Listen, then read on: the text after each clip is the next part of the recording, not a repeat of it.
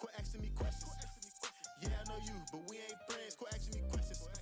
Yeah, we in this section, but you can't get in. Quit asking me questions. Yeah, I got the new Chrysler, it's blue with the tint. Quit asking me questions.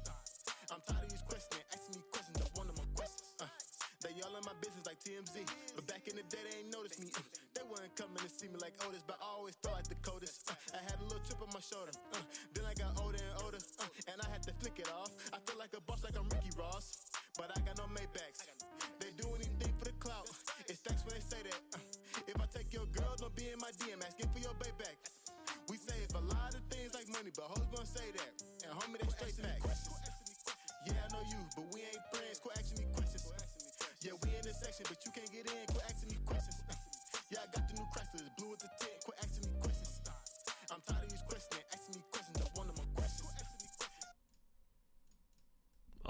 right, everybody. Thank you so much for tuning in. You're here in the Your Welcome stream with your hosts, Laz, and of course, Cuppa Frag. How are you doing, my man?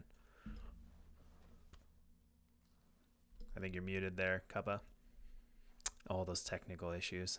Man, no Yeah, technical issues, there it just is. low brain cells. Lucky I'm not in the server shooting people today and clicking heads. I tell you that. It's a good job. I'm behind the casting desk though, and yeah, Cup Frag is the name. Just re-bred it from Coach Caster if you've seen me around before. And man, I'm doing good, bro. I'm amped for this. We've seen a little bit of Yeah game before. They're redonkulous, absolutely redonkulous. So let's see where they can take things today. Yeah, looking really forward to it. So anybody that doesn't know a little bit about these teams, so it's Yeah Gaming versus GSG9. So Yeah Gaming 16-0. I mean, these guys haven't even lost a match. Like that's just unheard of. I mean, there's lots of teams that have done it, but I mean, it's definitely a big thing to make a statement on here in advanced. Dude, is it ever? And I'm just looking further into the stats and doing the deep dive here. They've done something crazy, not just the 16 wins, they've gone into the playoffs. And before playoffs, to lose one is going to happen, generally speaking, right? And it's not an expectation to blow things out the water, especially in advance. You're in that cusp of just getting it done. You're almost at that pro level, and I'd say you're semi-pro advanced. I'd say. With that in mind, hungry players and lots of sick players coming from both sides of the fence. On the sides of Yeah Gaming's opponent for GSG9, that's 12 wins. So 12 wins versus 16 wins in your regular season. Got some talent on these rosters, lads. Talent. Yeah, definitely some big hitters, and I know Swisher is supposed to be a pretty big player on this roster as well. I mean, we've seen, we commentated one of their games before, and definitely seen some big things. But it's going to be a big test for GSG9 because I mean, now you're in playoffs. It's not the regular season. You're in a best of 3, so maybe those BO1s are not in your favor. So they get that opportunity to play the distance of all 3 if required. But man, I'm nervous. I mean, Yeah Gaming, they've been dominant, but that adds that more pressure for them just to keep things going and not to lose. Because if things start going their way, could be a big effect for the boys. Getting shaky at the knees at this point, and you're very right, lads. It's the semi-finals of the bracket for where they are. So with all that in mind, yeah, extra pressure, and we spoke about that recently with Counter Nature, had a really great season as well, and they did fall, and I believe they're going to go to the lower bracket playoffs. But regardless of the focus of the two teams, just to give some credit for GSG9 of potential some light of hope if you're a GSG9 fan, they've got 2 aces on one person on their roster, and it's Robbie one. So if you've got someone that can have that kind of firepower behind their mouse or their controller, whatever the joystick, whatever they're going to be using, that's important. And hopefully Robbie one, he's going to toggle on today. Hopefully so. Yeah, let's hope there's no joysticks involved. I mean, that would be a little bit scary, but I mean, I don't know. I've seen people that play inverted. That was a whole new thing for me too. I was like, wow, that's something different. But okay. But Inverted? I've never played inverted. I have seen a lot of people do it. I've tried the different crosshair bonanza. Have you tried no crosshair, Lies? Have you tried that one? I haven't. I think the worst I tried was like the dot, and I was like, okay, yeah, I can try this, and I was like, no, I don't like it. But everybody's got their preference, right? So. There was early days of CSGO, I think, when there was waiting for a patch or something. That's my excuse, at least. It was all that banter and, let's see who could do no cross-save. I think it was 2K was doing it for one or two of his streams, just to see, okay, where naturally is my cross-save placement. But truth be, it's a bad habit. Don't try it at home. If you're in that muscle memory and you've got it down pat already, it's not going to help anything to take away the crosshair. All the crosshairs all locked and loaded, hopefully for the players we have to come. 10 players here, and just waiting just to tick, I believe, getting everything ready, plugging in their headsets, turn their monitors on. Just waiting it out. I mean, this is kind of the final moments. This is the moment of the pep talks, moment of the motivational speeches, whatever you need to get it going. And I mean, like I said, this is going to be a BO3, so a little bit different than what we typically see in the regular season. Now we're in playoffs, so you get more than that one opportunity, but man, you got a big opponent here for GSG9. I mean, Yeah Gaming, again, undefeated and making a huge statement so far. We've talked a bit of other teams aside from GS that have come up against Yeah Gaming, and even if it's just a team that's higher in the standings than you. So when you go into that matchup, you've already got that kind of thought of, well, on paper, they're better. And it doesn't matter how you're feeling. You see that before you go in. And I know when I was doing some climbing, and I'm honest guy. Regardless of getting roasted, I've worked from open. I got to fight, but really didn't get too much further. I'm not the best player. That's why I like to talk about it a bit more. Laz, I know you've got a bit more experience than me in that neck of the woods, but all of that in mind, you do your homework, you do your stats. It's a bit intimidating to see gaming on your dinner plate ahead for your Tuesday night dinner. Yeah, and I mean, it's just changed so much over the course of times, right? And now teams are being more innovative with things that they're doing and different strategies and just a whole new way to approach maps. And I mean, we'll be interested to see what maps we actually do land on, because I think it does go through the veto system, so a little bit, different than before. But and we'll have to see if any of these teams kind of play on their strongest maps, which you would think. But if they do their homework, like you said, I mean, could be a wild card in terms of maps. It could be, and it doesn't even really matter what map it goes to. If you've got teams that you've got 16 out of 16 wins, you've got 12 wins, and we've talked about this a couple of times, and probably guys talk about something else. It's important though. It's an important factor to remember. Not every team is going to bring that to their game, and even for gaming, they're like, okay, we're not against a team we can just whitewash here, that we could just wash off into the river. We're gonna have to really try and fortify ourselves. And you talking strats? Yeah, I think we're seeing some big strats this game. This is gonna be a point where gaming, they're gonna have to not just go for those battering ram push mid sort of plays. They're gonna have to start thinking outside the box. Thinking outside the box, indeed. And I mean, we are just still waiting. It looks like all the players are in the server, I believe. So we should be going live here momentarily. I do appreciate everybody for their patience. This is always kind of feels like an eternity, right? It feels like this is never going to start sometimes. And you're just like, all right, who's not ready? Who's the guy we're pointing the finger at right now? Who's the guy that's not plugged in the right headset? Usually me on the casting desk. Lazo will attest to that. But who is it at the server? We might not be privy to that information, but it should be just a matter of time. I know when you're waiting for that teammate, you're like, dude, come on, man, please. You give me anxiety. I'm not even playing the game yet. I know, and those are kind of the things too, right? Like if you're waiting for your teammate, and if it's your teammate, it's even worse, because then you're getting a little tilted. You're like, hey man, like we're pushing time here. Like it's already 12 after. We only got 3 minutes technically. Like you got to hurry up. And always adds a little bit more of that, like you said, anxiety, and you're just getting a little pissed off at your teammate. Like, let's get it going, man. I don't need this, man. I don't need this. The semifinals is enough in intimidation for me for a Tuesday. And that's the thing. Like, I mean, we're still in the upper bracket final, or not final, sorry. So still in the upper bracket rounds. So, I mean, these teams haven't lost, a single game yet in their playoff bracket. So they're both 2-0. So if they do lose, they get that next opportunity again, which is a little bit different than some of the other games that are going on here today. But this is a big game for Gaming, because like I said, they're undefeated. A lot more pressure behind them. See what they can do.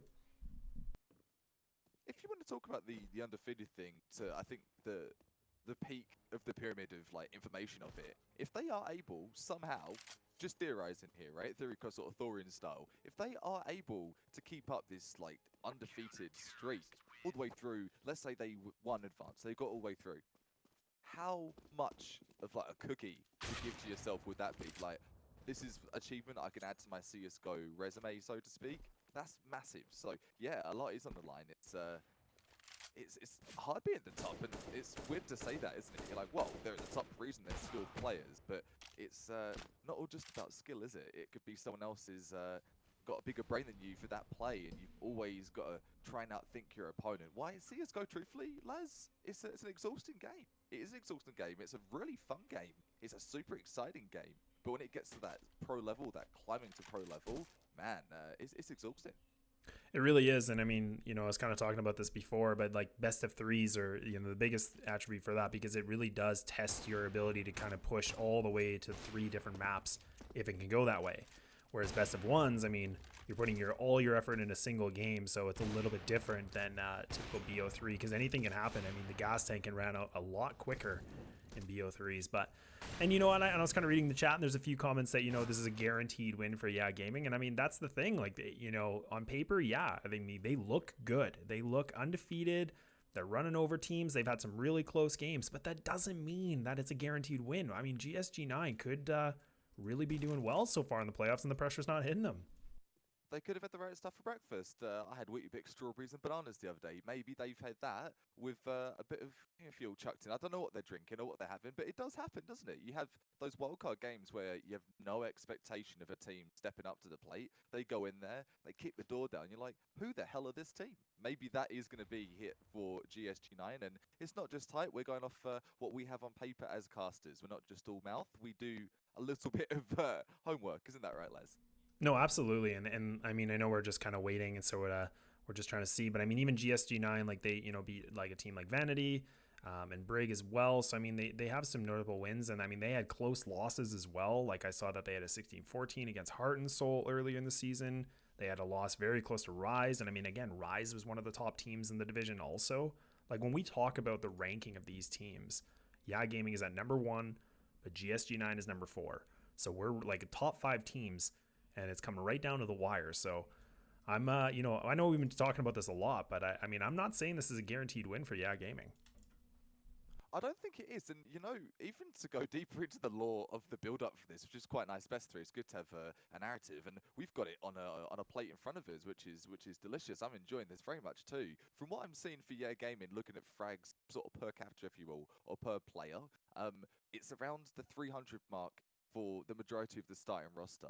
If you're going to look over on the side of GSG9, you've got a couple of players over the 400 threshold. So if you're talking over 400 frags this season, you've had like your 16 games, you're going to the playoffs.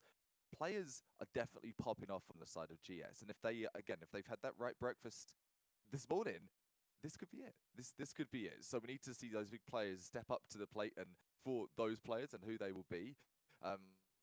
I'm talking about Robbie. I talked about his 2 aces a little bit earlier, and why, of course, Sherps. 466 frags he's had in regulation season. That's quite something to be saluted.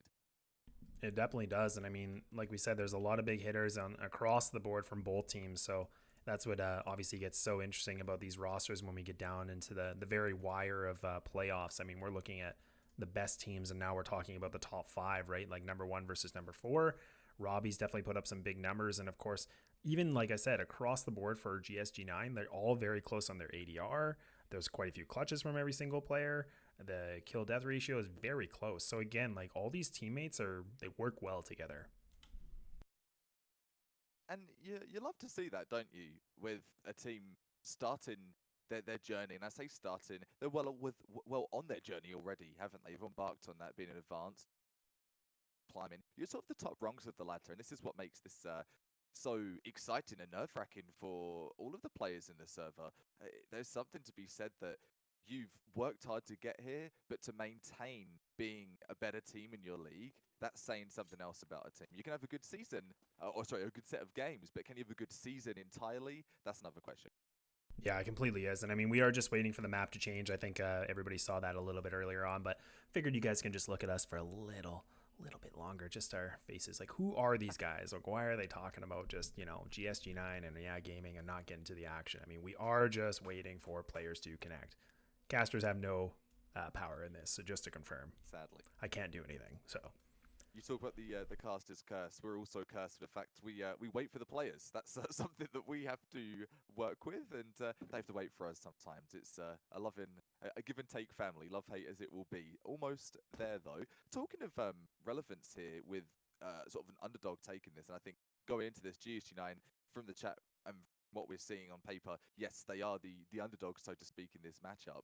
I think it was Nip this was years and years ago, I can't remember the exact team, so it's not going to be a specific reference, but Nip were infamous with the old roster with Get Right, with Forest, to be taken out by an underdog because they would flex too much. And they would get 2 on their high horse on the podium and be like, flex, flex, I'm the best, watch this. And they would end up losing best of 3s. Best of 1s usually wasn't a problem. Are we going to see that kind of performance here for Yeah Gaming, in the sense that they're going to really over-assert, okay, we've been doing fantastic, no need to worry. Over peaking with that jiggle peak, is that going to be something GSG9 take? I don't know, man. I'm really questioning my initial judgments of Yeah Gaming taking this in a sweep. Yeah, I definitely agree. I mean, on paper, it definitely looks like it can go that way. And I mean, they've been very dominant, and they haven't had any mistakes where the mistake is being a loss. So it's kind of hard to count them out and saying like, yeah, they're probably just gonna mow these guys down. But like I said, we're GSG9, like, I mean, their record wasn't as good, but again, they're still in that top 5, and they've been, quite a big contender in this division. So that's what makes it so good. But again, still waiting for the players as I scroll through every single member, but now it looks like Fasten is connecting, so I'm hoping this is going to be it. And that's the thing, like you said, we don't get any notification on what's going on. So, and I'm not even friends with any of these guys, so I can't be like, "Can you start now? Can we get it going, please? I'm wanting to cast here."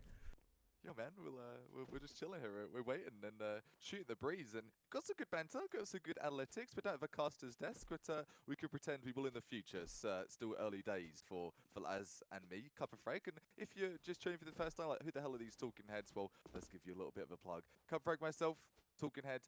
Here with Laz, and Laz, tell us a little bit about yourself while we're here. It's not a dating hotline, but just to give people a little briefing if they haven't checked out your channel before. Yeah, for anybody that's never been here before, definitely thank you so much for tuning in. I mean, so both Cup of Frag and I are from the Northwest in Canada, so we live very close to each other. And this is our community channel, and I'm sure some of you have seen me on ESEA casting a variety of different teams, and also with Kappa being right behind me on my duo partners. So see what we can find.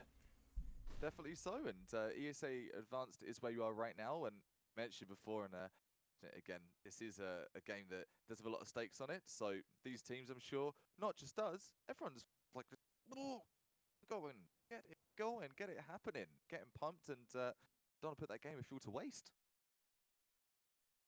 Yeah, so it looks like the server is gonna switch. So I mean, we'll put it back on us, I guess. I mean, why not? I mean, you guys can. Hey. I mean, take this moment, grab some food, grab a drink. I mean, you can listen to us talk. I mean, whatever you want to do. I mean, ask us a question. I'm happy to talk. I know you want to talk too. So, yeah, we're still weighing things out. It's I'm gonna do some detective work, but we'll see. I'm gonna take a drink as well. So yeah, stretch your legs. Save those cramps for the third game if we go all the way. Hopefully, no cramps at all for anyone. Whatever you're gonna do. And yeah, feel free to shoot a few questions. Keep it PG, within reason. Yeah, let's keep it appropriate, of course. But see a few people right in the chat, and hello. It's good to see everyone, and thank you again for tuning in. Definitely really appreciate it. I know these are never fun when we have massive delays. This is a 22-minute delay so far, I may add. Man, when I used to be a viewer, you're like, "Oh, goodness. Come on," and you end up doing something else. You might get a bit distracted. You'll miss that pistol round. You're like, "Man, I love pistol round." Can be a little bit frustrating. So yeah, do bear with us. I know we're all fun and games and all jokes, but let's be honest, it can be a PO, can't it? You're like, "Man, guys, get it together." Hey, we're just waiting. ECA's waiting as well. The players, get it together, guys. Let's go. Let's see it. Yeah, and I actually think it's supposed to be Dust 2. Like, I noticed the map's changed a few times to Dust 2, so I think that's actually going to be the #1 map. I mean, I always like to get a little nervous when I call it, because then it changes and I'm like, oh, just kidding, it's actually Nuke, and I had no idea.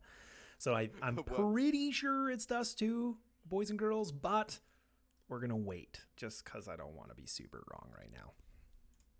It's definitely not feel good vibes, is it, for being a cast? You're like, yeah, it's this, and you just talk to all these analytics and getting everyone informed, and you're like, takes my IQ down a little. But as you're seeing from behind the scenes, sometimes it's the way it is. But it's building up the tension. We've had time to talk about it, and you've definitely done your homework now, courtesy of us, of both the teams that will be playing today. So hopefully enjoy the game once we get into the main frame, sooner rather than later.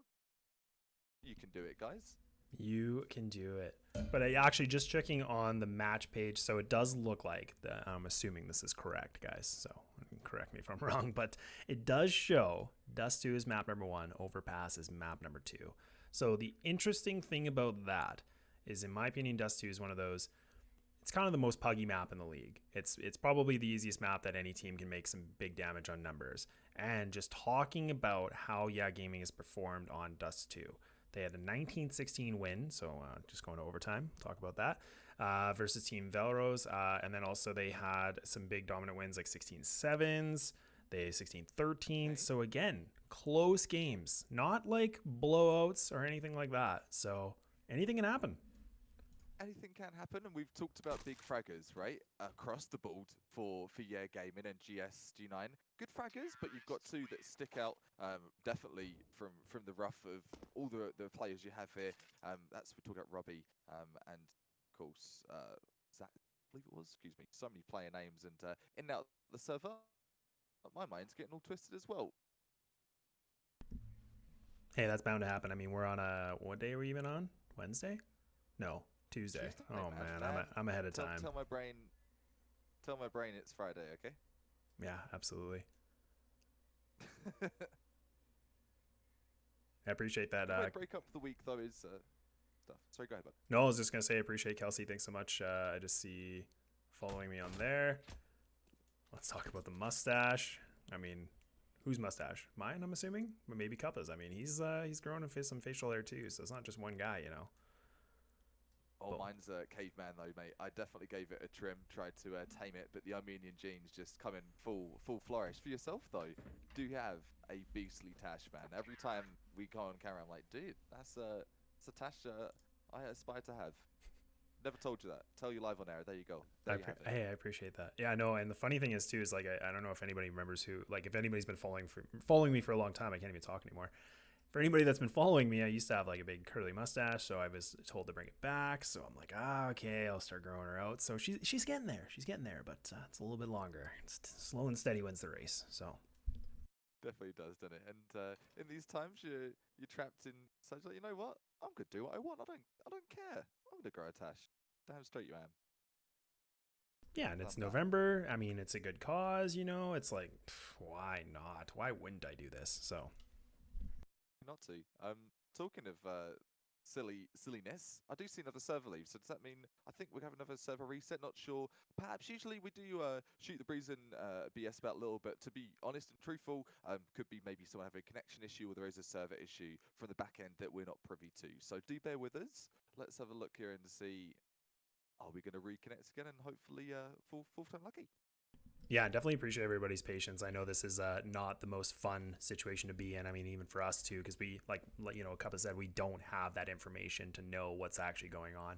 I would imagine it's probably some server issues, but I mean that's just making an educated guess. So let's just assume.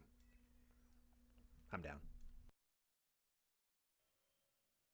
For now until get the DL and a bit more info. Usually it is updated. Have seen it. You'll see the IP check and such, and technology being technology, man.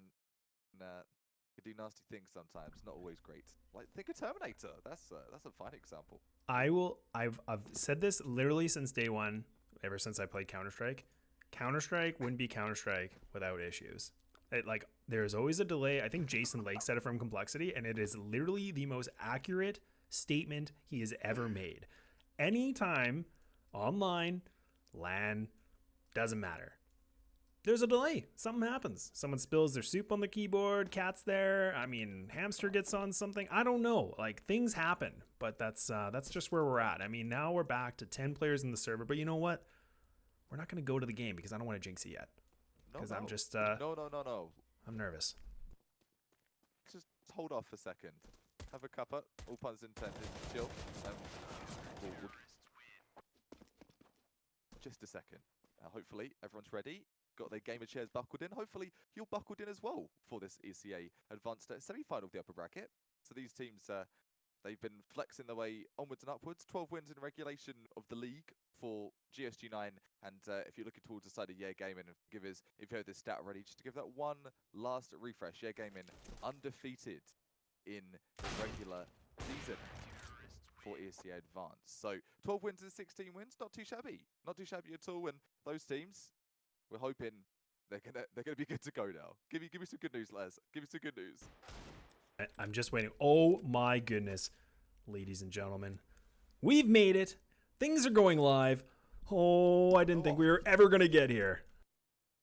Damn, that was the tension was literally killing me.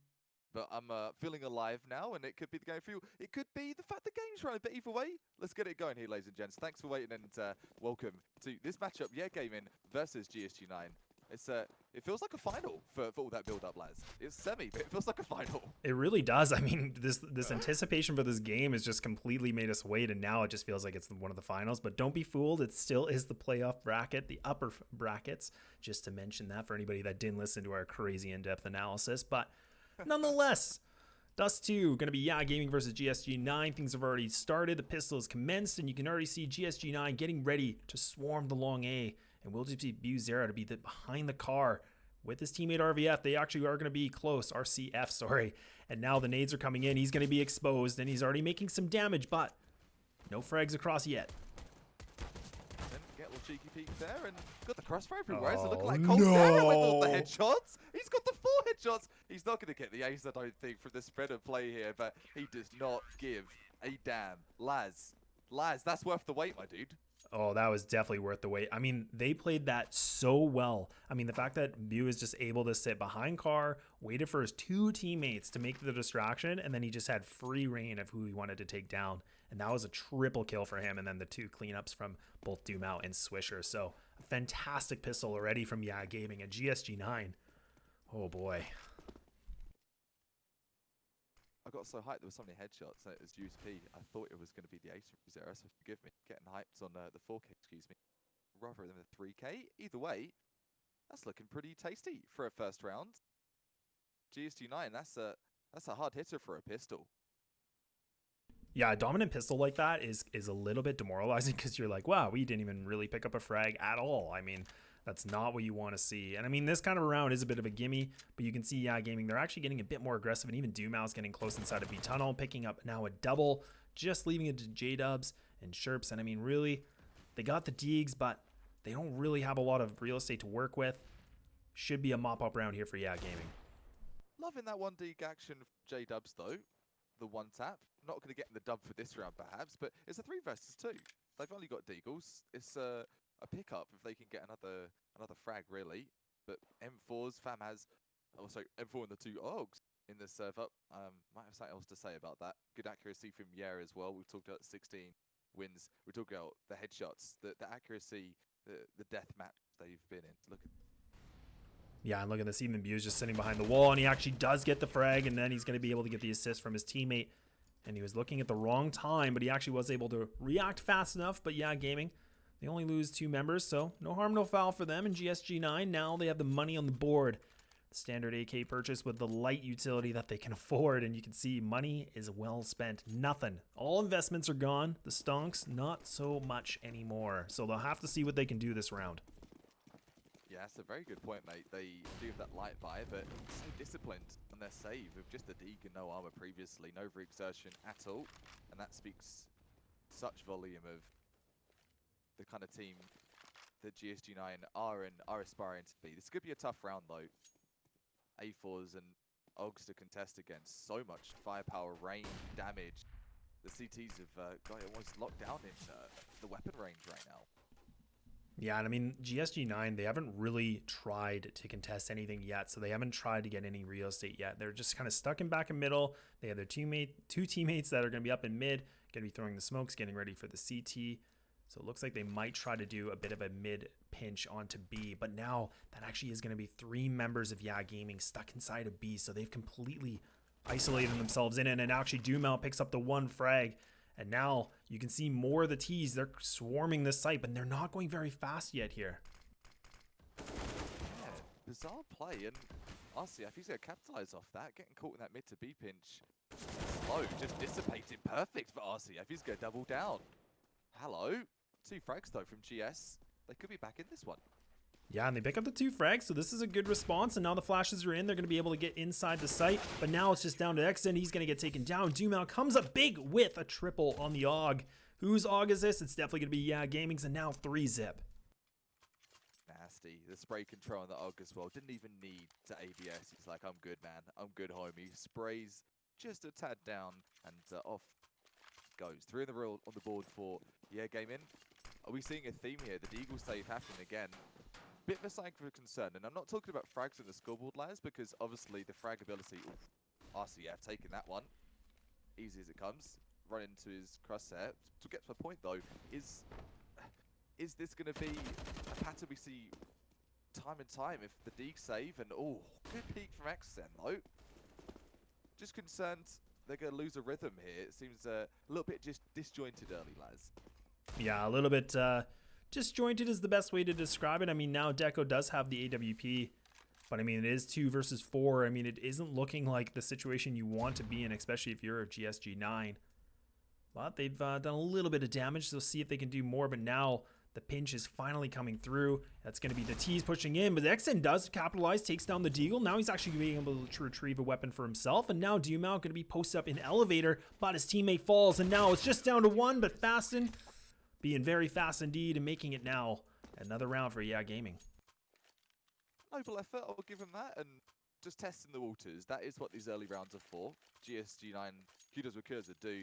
They're trying to just find a weakness in the armor, aren't they? No success there. A couple of frags, though, and they've done that since early rounds, which is a good sign. And we are still in the early rounds. Early round number 5, and we do have the op alive. Ops on both sides, lads.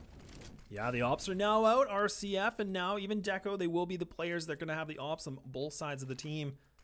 And this is a big round for GSG9 because they're 4 down. They haven't been able to respond yet. They haven't done any really big damage, I mean, except for that 3rd round. But it wasn't really too much for Yeah Gaming. I believe they still had 3 members survive. And look at this aggression. Even Swisher's getting full long control. So this is putting a lot more back on against GSG9. Tick-tock goes the clock. I'm actually a little bit surprised we haven't seen a quick play yet. Even on those pistol saves, the quick, go straight along, straight down mid, you know, like go for those quick peeks. Try and get something going, even if it's random. That's what those rounds are for. We're just seeing a lot of default plays, and Yeah Gaming, they've been practicing those default plays, I can imagine. I don't really think they're a team that aren't going to be prepared for the default flash smoke and or entrance onto cat. I mean, now even the smokes are coming in, and Sherps actually lands the shot. That's the entry they needed, but now Fasten trying to make something work, and that's not going to work either. And now Sherps coming alive, picking up 2. He's down to 4 HP, but that's exactly what GSG9 needed. They needed someone to step up and get those entries, and that's exactly what we see. And now, Yeah Gaming, their backs are going to be against the boards. So, Caster's curse there. I must have slapped Yeah Gaming in the face with it. GSG9 running turrets and going off on cat. I talked about maybe not doing defaults all game, but perhaps it was just the tested and true and just keep on pushing through. They've still got 5 in the server. That's an amazing round for them. Yeah, that entry from Sherps, I mean, the one player was actually just in the back of Goose, so that was a really good entry frag that came in.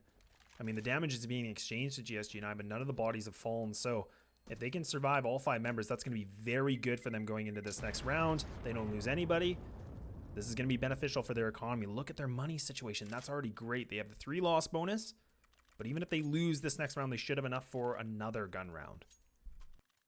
What an absolutely perfect play on Catwalk. The confidence is key, and you've said about that before, Laz. I think you've put that phrase a couple of times, and he had the confidence there, man. He knew he was up against some big guns. He was against an op, and he was still able to take out an op AK versus. So I mean, even just pushing down long, look at this. And this is the thing that Yeah Gaming does. They just play so aggressive and they're so unorthodox. They do the most random situations. And look at this. They just completely mowed down long A. GSG9, they don't have a response. And now the Molotov doing a bit of damage, but Deco makes the connection, but he's just down to 29. He's got the bomb, but oh, Cuppa, I don't know what to say. Down to 29. He's got so much time, but I know, dude. What do you do in this situation? You've got 2 leg players, and talking of that, and if your glass half full, yeah, he's got 2 players that are one tap. He's got the op. If he's going to be landing those shots, it could be down to the 1-on-1, but time, 1 minute, and he can't take any hits himself, or maybe a wall bang, just a tiny hit in the foot if he's lucky. So that's pressure. Right at the end of the round too. So not what he needs. He's got 1 frag. Deco, do you have any more? I mean, this is just putting Deco in a really tough spot to be in. And look at that angle. I mean, Dumau's playing a bit of an off angle, we'll say. I mean, that's a tough position to be in for Deco because, I mean, all the pressure's on him to pull through something and do some kind of damage. But, I mean, that's the thing about Yeah Gaming that is just so amazing is they play so different every round. They don't just play standard setups. They don't just... we'll say the vanilla setups or something. I mean, they always seem there you go, vanilla setups. They always seem to take the risky plays, but the coordination between them is phenomenal. I mean, we just saw them, all 5 members, go down long A, and they just demolished GSG9. I believe it was the first time we've seen Gaming. Also, it was the first time. I've cast them 2 or 3 times now. Of which I said this time, I'll say it another time because it's a perfect example of what you just said. It's strat roulette. If you ever played the game Strat Roulette, look it up. It's a fun game to play. Random strats that it will just give you for your team in CS:GO. It's CS:GO specific, by the way. Have you played CS:GO Strat Roulette before, lads? I think I asked you before. Forgive me if I forgot. Oh. To answer that question, no, I have not. But I mean, that's a big pick. I mean, Robbie actually did have the money on the board. He picks up the AWP kill, and that's something we haven't seen yet from GSG9. So, nice little response, all things considered, from how the last round went. I mean, they restarted themselves mentally, and that pause might have been the trick. But we'll have to see what else they can do. Still have 4 players of Gaming remaining. Can never count them out ever. So not a little refresher. Robbie with the up. He's got 2 aces under his belt, so not sure if that is with an up or an AK. Whatever it is, he's got Gaming shaking in their boots a little bit with that early peak. And I did talk about it, and it doesn't even need to be an early entry into sight. It's just an entry somewhere on the actual entire map, and that's going to be mid through the smoke. Table hitter, and so is that going to be Swisher getting cheeky beaky, getting that peak in lower, and that's evening things out. So 4 versus 4. Yeah, that's a huge frag, and the fact that he actually was in that position, was able to take down Deco. I mean, that's not what you want to be in for GSG9, because he was playing a bit of the lurk, he was getting that information, and then he's actually going to fall. So now, Gaming, once again, look at this. It looks like they've got the book read. They know exactly what's going to happen. And Fasten going to be stuck on B plat. He's got the op. He's going to go for the peek. He misses the shot, but his teammates are cleaning up house. But Robbie takes him down. And now it's 3 members remaining. But Robbie, time is limited. HP is also questionable. And now, Gaming. Oh boy, 6-1. The position. Swisher just bunny hopping rounds on B site. Like he's blindfolded almost, and just one tap, tap, tap. The shots from Car, fantastic crossfires they have set up as well. What do you do to test against that? GSG9 are playing well, and we've said this in previous matchups for your game. The teams that are going up against them, you can see they've done their homework. You can see they've watched their VODs, and that speaks to how serious they're taking this level of play. It is the semi-finals of the upper bracket, so these teams, they're used to kind of strategizing and getting a plan before, but for Gaming, what's the answer, Laz? What do you do against a random team like this? I mean, the one round that we saw from GSG9 that was successful, I mean, the fact that Sherps was actually entry fragging, but he actually gets taken down, so I feel like that bit of pressure is going to be good for them, because the slow strats have just not been working out, and even that last round was a big example of that, because Gaming were just ready and waiting in the B site and just completely destroy GSG9's execute. Oh my goodness, a double frag through the smoke as well, and look at this. This is already being the cleanup already, like we talked about. Now Exon, a 1-on-3 situation, bomb in hand, but he's about to get caught with his knife underneath, spots the player, but now he's gonna have to win the frag. But Bu has a different plan in store, and Gaming keeping the dominance going on a little bit longer, and the money's not good, and this might just be a force buy from GSG9. Sickly plays from Gaming. You're thinking, if you're on GS, you're just running down mid, like, all right, giving it. I'm good. The smoke's up, guys. Don't worry. I've practiced this smoke. Oh, okay. Like, that's a tilter. And Gaming have different ways of spicing up their plays and tilting you. That's the small things that make them a special team, to say the least. I mean, and this round exactly is a big point, because look at this. They actually pushed down cap. They got that information in middle. They cleared it out, and now the double stack from it confidently can be there, and then they spot it, and look at this. Swisher just decimates them with Dumal. They're just cleaning it up again. And GSG9, I mean, this is terrifying. I mean, they're down to 2 HP. They're going to be losing this next round, and Gaming, I mean, they're definitely showing why they're an undefeated team right now. They are. You can't shake a stick at this, can you? It's just methodical plays. They're getting the reads. You've said about they're isolating where the team is, where the opposite team is, not the team on their radar. The team that's not on their radar. They know. They just have the intel, and it's forcing the match pulls. I'm guessing that's going from GSG9 of like, all right, we're picking up 2 ups now, lads. If you're seeing that there, they're going for that pugtastic style where Dust 2 does give you options if you want to go for a long peek and a mid peak or a B peak at the same time? Sure, why the hell not? And that might just be the page they're ripping out the playbook. Yeah, double op setup, especially on Dust 2, it's definitely not unheard of. But I mean, both teams having it. All right, we can see what even triple op. Oh no, Okay. oh no, GSG9. They're trying to change the meta a little bit. They're like, you know what? Let's just bring the big green to the fight and let's see. But I mean, this is so expensive. Like, there's so much now more pressure for them to make something work out of this round. This is an all-in play if you're any form of card player of sorts. All in invested. And talking of that, standing in the fire of the flames, Deco, he doesn't care, man. He's still going for that play.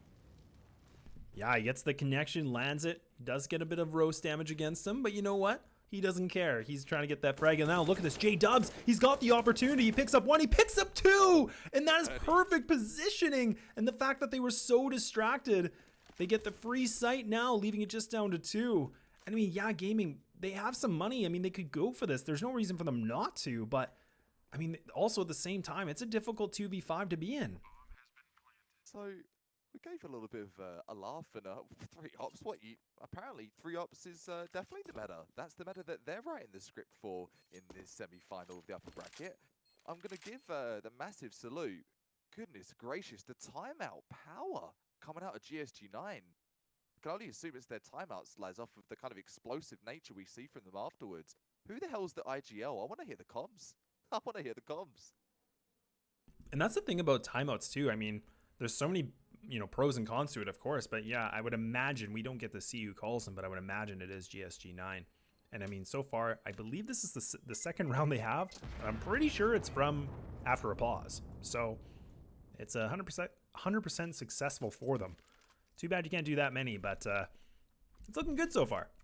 I was going to say, can we get those on tap, please? Can we get timeouts on tap just for this match? Great. Hey, Barkeep, what do you got? Yeah, you got pauses on tap? Yeah, let's have those. Big round. massive round. Oh, massive leg as well. Coming out of an op in the realm of GSG. I didn't catch who that was because I've had a few ops floating around, but quick plays here. They know they've got the leg. Swisher, though, he's going for the swish off the top rope. Landed the M4 spray on the head.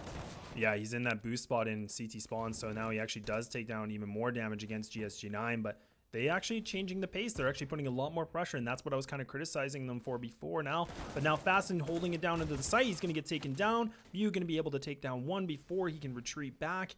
The bomb's down, but they got the opportunity to get it down if they need, but you can already see, yeah, gaming, they're ready to pounce. Talks about opportunities in this round. 3 ops in the server. Who's going to win?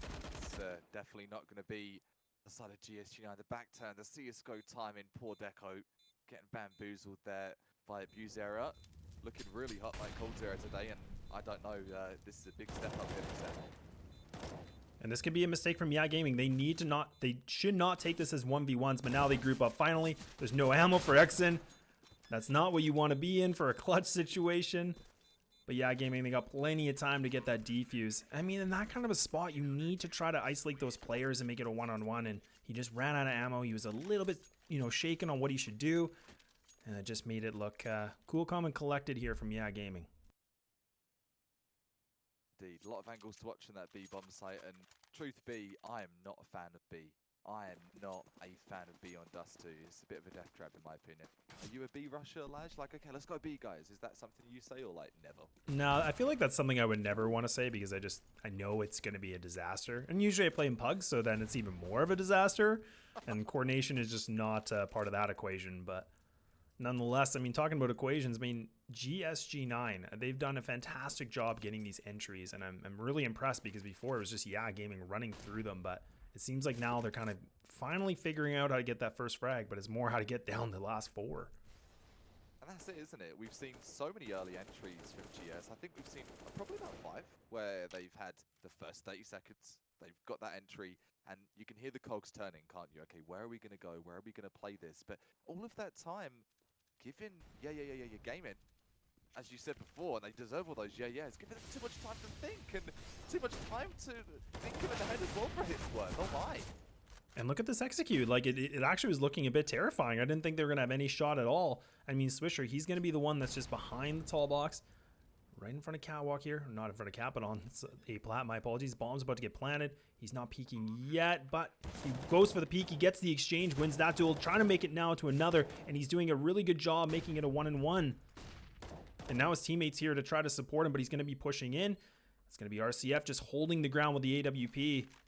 But Swisher, he's got 10 bullets. He hasn't taken the reload. He's feeling confident that he can make something connect. But he does land the shot, and now he picks up an AK, going for more, and he gets the spray. Oh no, not like this, but Deco, another plan in store through the smoke. He's trying to spam it. Oh, but the defuse is coming in. Again? Oh no, you cannot believe it's going to be a defuse. Not like this. Not like this.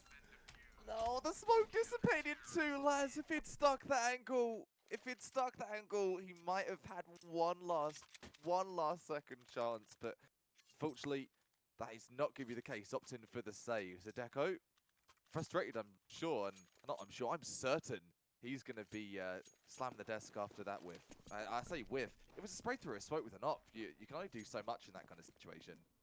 I mean, you get 10 shots, and he ran out of shots. And I mean, the fact there was no I think there was a no kit defuse, so that's a 10-second defuse, so that's even gonna sting more. I mean, GSG9, they had it in their hands, but it just completely falls apart. And now look at this, they're playing a little bit more scattered, and they're not really working together. Exon falls down immediately. He gets that information, but you hate to see it. You hate to see it, and it's even worse to be in the side of GSG9. If I was on their team in that kind of situation, one thing is to highlight that smoke coming out of Cat from Yeah Gaming. That smoke was phenomenal, lads. It was such a fast smoke, and it was a distance pitch. I didn't think it was going to be enough for the long defuse, but I've been learning some things here from Yeah Gaming. Yeah, and look at this opportunity. J-Dubs again. He finds the opening of 2, takes it down, now making it a 3-on-2 situation. Dumao going to take some serious damage also. I mean, the HP for GSG9, it's not looking pretty. I mean, every single player is, pretty much 64 HP below. And I mean, this is an opportunity. This can go either way. It's going to be how coordinated can Yeah Gaming take this. Got 2 ops though. That's not ideal for a retake, is it? Not typically what you want, like in a retake situation, not kind of the situation you want to be in. And I mean, RCF does get the trade. Robbie had that opportunity, but that's a really big frag for him because now he just confirmed that they can get this 3rd round. I mean, if GSG9 can pick up these next 3, making it a 10-5, I mean, honestly, respectful half. Super respectful half, and even with the 3 rounds they've got here, the 3 pickups, and I say pickups from such crazy plays from numerous numbers of players on GSG9, this is the talent we were talking about. Individual talent able to go into a site, pop, pop, pop, pop, take out 2 players in split seconds, make it look effortless, and then they've got sight for their taken. And we've seen that 3 times without a timeout for the one just gone as well. So we might have given a little bit of a rose timeouts and to get the rounds. Didn't need a timeout for that one. No timeouts required, but now it looks like a little bit more pressure. The money situation now for Yeah Gaming, not the best, but that is going to be Dumao holding it down with the M4. Trying to find the connection, gets 1, able to get the 2nd. And GSG9 falling apart like, oh no, but Sherp's making me eat my own words. He picks up the double. And now it's a 3-on-2 situation. Right now just leaving it down to Deco. He realizes, guys, what happened? Just wait for me. I'm still in the spawn. Still getting picks. Nope. Too late, mate. Doesn't matter. 3 versus 1, and yeah, he's got to be doing the bench press here. Looking like he's going for the save though. Good decision, I would say. Save that up for the last round. Give him a fighting chance. But oh, hello. He's going to see if he can get a little pick and make his way in. He does have time. I mean, that's kind of the dangerous thing. I mean, he does have a lot of time to work with, but he knows that every single player should be theoretically in this site. I mean, look at where they are. There are 2 of them are just outside, and then Bu just going to be holding things down inside the site. So they're actually going to try to put the fight to him, and now he's made his position aware. RCF going to be the better op. And now we're in round 15. Such an annoying strat where you get the bait, the team bait, where they sort of do the jump peek, like, oh, here I am. Oh, no, I'm over there now. And then someone just re-peeks the up and blast your head off. That's something GS are going to be subject to there. Yeah, game in. Pull in, no punches, and 11-3 it was talked of in the chat. Let's be real about it. The dominant force that has been EA Gaming so far this season for 35, and they're not stopping, lads. They're not stopping at all. No, and there was a big question that I was seeing in the chat also is whose map pick was this? And I would imagine, you know, just based from how this game is going, that it would be Gaming, but of course can never even assume that. But even Sherps, he just eats a full grenade right in his face, and RCF takes down the lurk of Exen. And now you can already see GSG9. They're getting a little bit ready for another cat execute, and this has been working well for them. But that's been relying on one player just completely opening up the sights and getting those frags when needed. I mean, Sherps is alive. He's done a very good job. Same with J-Dubs. We'll have to see what he can do. RCF going to take him down, and RCF just having more. And now all down to Robbie 1. One over and done. The half is done as well, and we are rolling forward to half number 2 of this best of 3. Map number 1 is what you're looking at right now. Starting off the Pugtastic map of Dust 2. Yeah, gaming 12-3. So the half that a lot of people were expecting. GSG9 though, they've really been putting up a fight here, lads. There's been a lot of 2 versus 1s, 3 versus 1s, and sure, the viewers at home are like, oh, what? They didn't get to 1 versus 1. Maybe they didn't, but if you're playing against a team like Yeah Gaming, to even frag one of them, I think that's something worth saluting. No, I think that's a really good point as well. I mean, it is tough. I mean, if you're going in against their map pick, I would definitely assume this is. I mean, 12-3 isn't the half you want. If you can pick up this pistol, you can pull potentially through those 2 rounds. You're getting a little bit closer, but this is going to be a lot on them because, I mean, yeah, Gaming, they're already in the double digits. They're only 4 rounds away from taking map number 1. I mean, GSG9, they need this pistol to make some sort of a, we're not going to call it a comeback, but making more of a positive numbers. Making a dent in the digits. That's right, the positive numbers. Hey, man. Maybe this could be... Guys, we are so CT-sided. Watch out. Watch out, Yeah Gaming. And that, you know, that is the thing. Like, some teams are just like that. I mean, some teams are just not as good on one side, and then they switch things around on the other. So we'll have to see. A bit of a crossfire, but now Robbie not going to have any vision whatsoever. That smoke's going to block it off. Deco giving away his position, but now going to try to look for more. He finds the head abuse, so the start they need. And J-Dubs, he's actually going to get taken down, and Dumal just cleans up the B site. And now they have the free B site up for grabs. They're getting the plant, but Deco's getting close, and they're just falling apart one by one here. Such a mental full share gaming coming through like a freight train, and unapologetic, if you will. Pick up the scratch, pick up another frag, and make that 2. So it's a 2 versus 1 here. Robbie, 2 aces, not gonna be enough to get it done in that. 2 versus 1, taking a few frags with him. 13-3 it will be. Pistol round in the bag for Yeah Gaming. Does that spell GG? That's for you to say at home. And question to you, Laz, think that's GG because the save potential here, they do have to force. What's the play? This is such a tough position to be in. I mean, the money situation for GSG9, it's not good. Like, I mean, they don't really have anything to work with.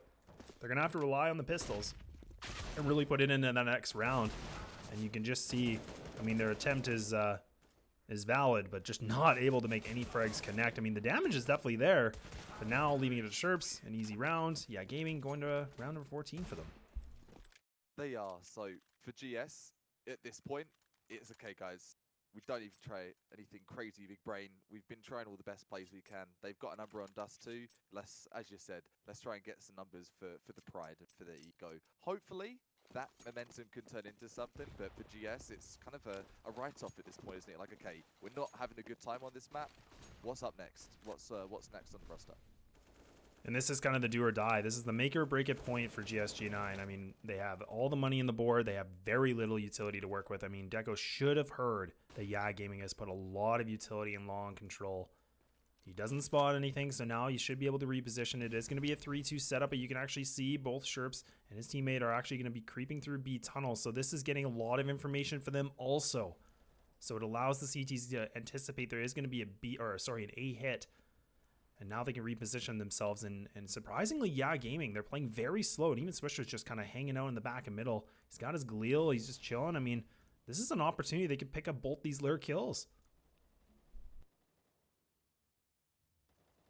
Oh my goodness, the trigger discipline, it was so close, and it was almost there, almost achieved.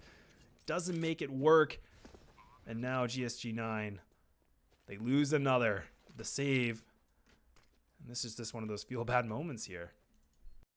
It is, isn't it? You've got your head in your hands as a gamer at this point. If you're a fan, a viewer, if you're new to either of these teams, like, oh man, you've been there. You've had those vibes of like, well, it's the next map we go. Maybe not in this situation though, and that's something worth spilling the beans on. This is a best of 3. This isn't just your one and done. This is a best of 3. So if they lose this one, they've got one more chance at redemption. This is assuming that GSG9 are unable to make a mental comeback and put this into overtime for Dust2. But hey, stranger things have happened, and a run boost there for RCF for the show points. You've got to love that, lads. You really do. And I mean, look at the money situation, 2,900, nothing really that they can work with. So they're going to have to try something a little bit different. I mean, at this point, you're down 3 to 15. You might as well just try. I mean, personally, maybe just try something a little bit more ballsy, right? Like you try to put a little bit more pressure onto these guys. But we'll have to see an even view. Look at this. He's got the auto out. Oh man, that's a bit of the disrespect already coming through against GSG9. That's got to be tilting. If you run with that auto and no scope, it's like good as a distant. Go for one tap. Just FYI. I mean, the fact that they have a double op and then also the auto sniper, like what is that? And I mean, even Swisher has the Negev, I believe. Oh, I mean, they're fully confident. I mean, this is just kind of like the slap to the face against GSG9. This is called someone's got a dinner date after the match and they want to get themselves into map number 2.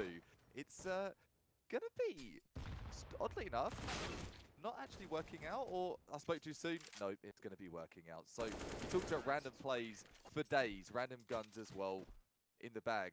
That's map number 1 for Yeah Gaming. What a dominant performance. I mean, there's not really any other way of saying it. I mean, that's just not what you want to see from GSG9. I mean, that's got to be extremely frustrating to lose in that kind of a fashion. Yeah, man, that's you could be scratching your head like, man, we got some rounds, what happened? But that's something you've got to put on the back burner. You can't worry about that right now if you're in the side of GSG9. You've got to focus, eyes on the target. What's up next? And talking of that, you mentioned Overpass. Is that correct, Laz, for the next one? I believe that Overpass should be the second map. And I would imagine it is GSG9's pick. I mean, I hope so based on that score.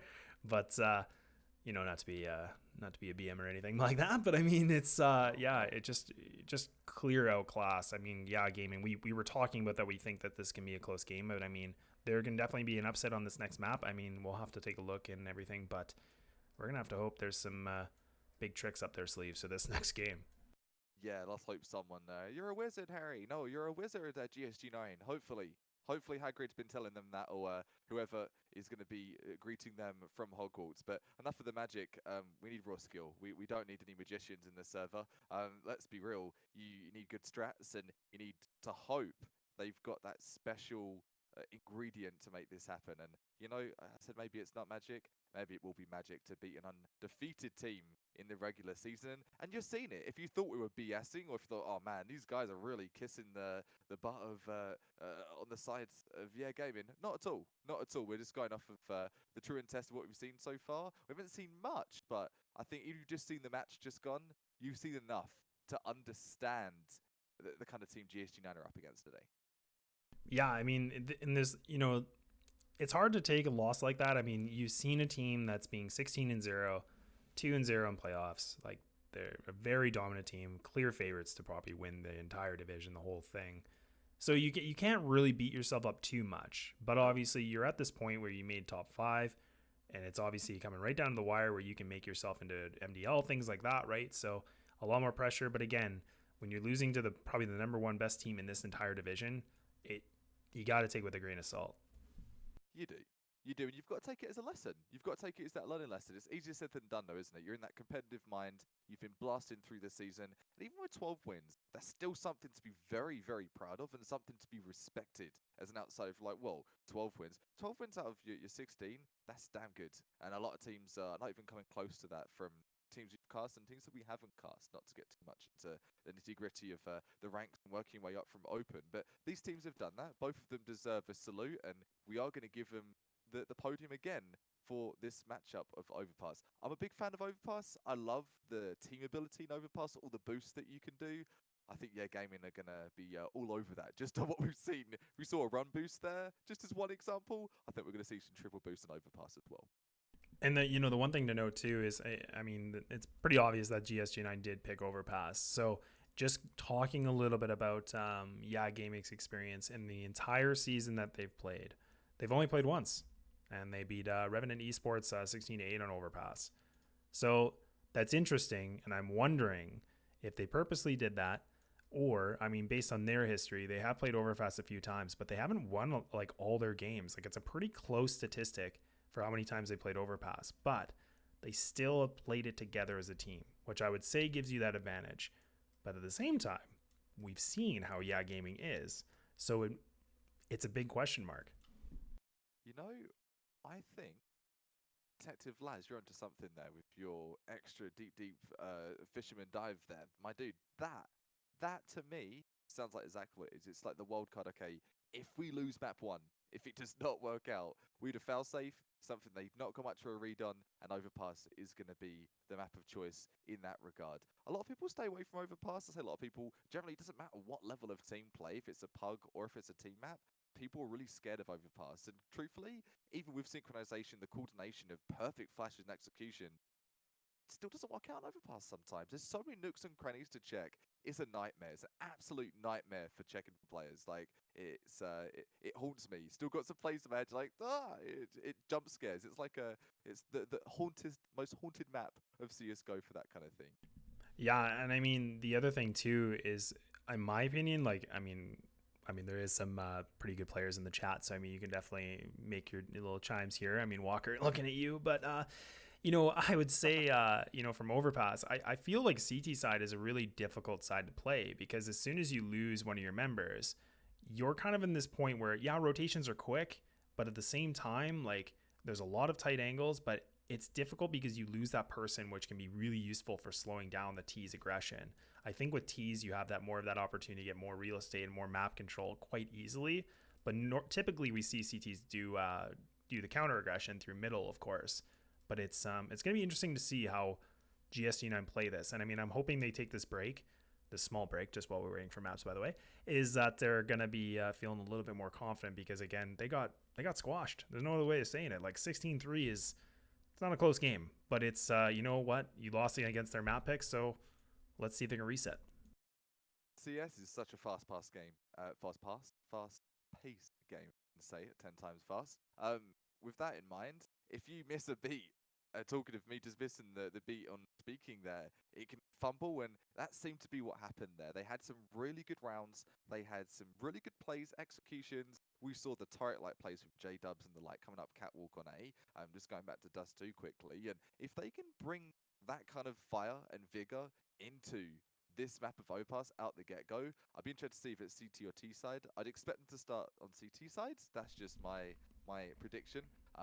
With that in light, if they're able to get off to a good start, perhaps they can get a bit of a lead and take things from there. But if Gaming get the momentum, you saw it last game. We've seen it time and time again all season long. They're so intimidating, and they do not pull back on any stops to make sure they get the win. And Auto, an M249 or a Gav in that last round on Dust 2, need to say no more. Oops, I definitely agree. I mean, now looks like the players are finally connecting, so we'll just wait a little bit longer before we get things changed over. But I was seeing in the chat, and I'm pretty sure someone is just trolling me, but they're like, oh no, yeah, GS definitely picked us too. And I'm like, yeah, I don't know, man. I don't know if that's true. I mean, I wish there was a way I could check. I mean, maybe there is. I'm being a bit of a noob, but I mean, there's no way. I thought there was a way to check as well. It'd be a nice nifty fact, and if anyone at ESEA is watching, hear us out on this one. Definitely, it's a cool thing to know, because it gives you that insight. Is this something that they're familiar with in terms of maps? Is it just a coincidence? And that kind of mystery definitely makes our job a little bit more interesting. I know Laz always appreciates a good story and a good question. Hey, who chose the map? It is sometimes hard to tell. So, I used a great resource, which is HLTV. So good for me to finally open up the webpage. Okay. So so I'm going to feel like a total dummy. But yeah, GS did pick us too. And I picked Overpass. So, well, my whole analysis is now out the window. And I'm lost for words. You know what, my dude? That makes two of us. That's two of us being educated and slapped in the face with the truth. The internet does not lie in the form of HLTV and stats, and we just got the slap of knowledge. Great stuff. So if they chose that, that does change things up a little. But the one thing to note, and I actually am correct about this, is that Yeah Gaming has barely played it. So it makes me wonder, I mean, maybe they're so confident that they, they're feeling good about it.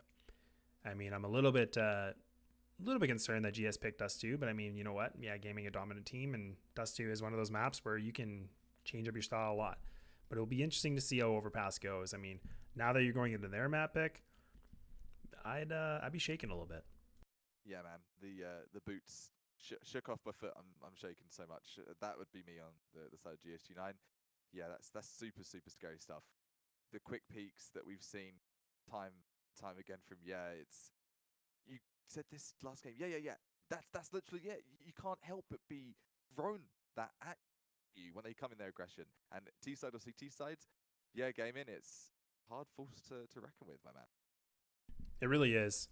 And I mean, we are just waiting for the players to finally connect, and looks like we have 10, but let's hope it's not as big of a delay as it was before.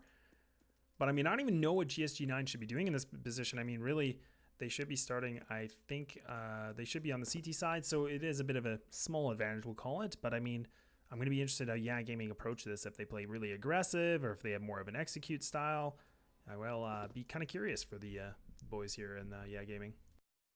My expectation, I think we're going to see what we saw in Dust 2. That pissed around for T sides. Obviously, one of the last rounds we did see for Dust 2 there. Quick execution, bish bash bosh.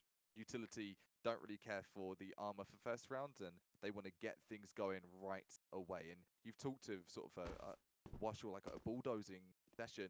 That's how they do it, I think, is that early game momentum. They're capitalizing off that. They don't just want pissed around in a couple of rounds, they want the whole half. That kind of attitude, that's got them 16 wins this season. Yeah, absolutely. And I mean, like I said, I mean, the CT side is going to be like the small grace of hope that we'll see from GSG9, in my opinion. But it's we're going to have to see, and I agree. Like, I think Yeah Gaming are going to do exactly what they did on Dust 2. I mean, the thing we noticed throughout them the entire season is the fact that they just change their style nonstop. So they don't just, again, they don't play that one standard way. They always just seem to really throw a big mix in, which makes it even harder for the IGL on the opposing team. Doesn't it ever? If you're playing against you're like, your head's got to be spinning as an IGL, and those timeouts, it makes sense. It makes sense. You've got a bit of extra time to increase your brain size, pump it up a few points of IQ, and go from there. See potential, a little bit of a delay again, so do bear with us. Apologies. There is a bit of a player break, I believe they get in between the maps, so I think they are just utilizing that right now. And of course, there's always, the serve a little bit of a delay and things like that too. So, but make sure to grab a snack, grab a drink, and don't go away. We should be going live here any moment, and I'm excited. I'm excited as well. You don't see Overpass every game to cast. We've only cast like once or twice we've cast Overpass in all the time we've been casting as. Yeah, no, I definitely agree. It's pretty low, I think, actually. We haven't really covered a lot of Overpass. I think this season we covered a lot of Inferno. A lot of Nuke, actually, surprisingly. I was pretty shocked on that. A lot of Nuke. And most people don't really like Nuke, I thought. Right, that was my understanding. Apparently not for this season. Every team in advance seemed to be getting Nuke. It seemed every other map we were casting Nuke. I've learnt a lot of strats for Nuke. I haven't put them into play yet, but I know a lot's been ingrained in my brain. Enough for Nuke, though. Another strategic map. It's going to be Overpass here, lads. Going to be Overpass. Pistols now finally being commenced. GSG9 going to be down one map already. Yeah Gaming 1-0. T side. ESEA Advanced Playoffs. So whoever takes this map, if Yeah Gaming can win it, it's going to be a 2-0 sweep, so they move themselves further in the bracket. But if GSG9 can pull something through, a big miracle, we're going to see map number 3.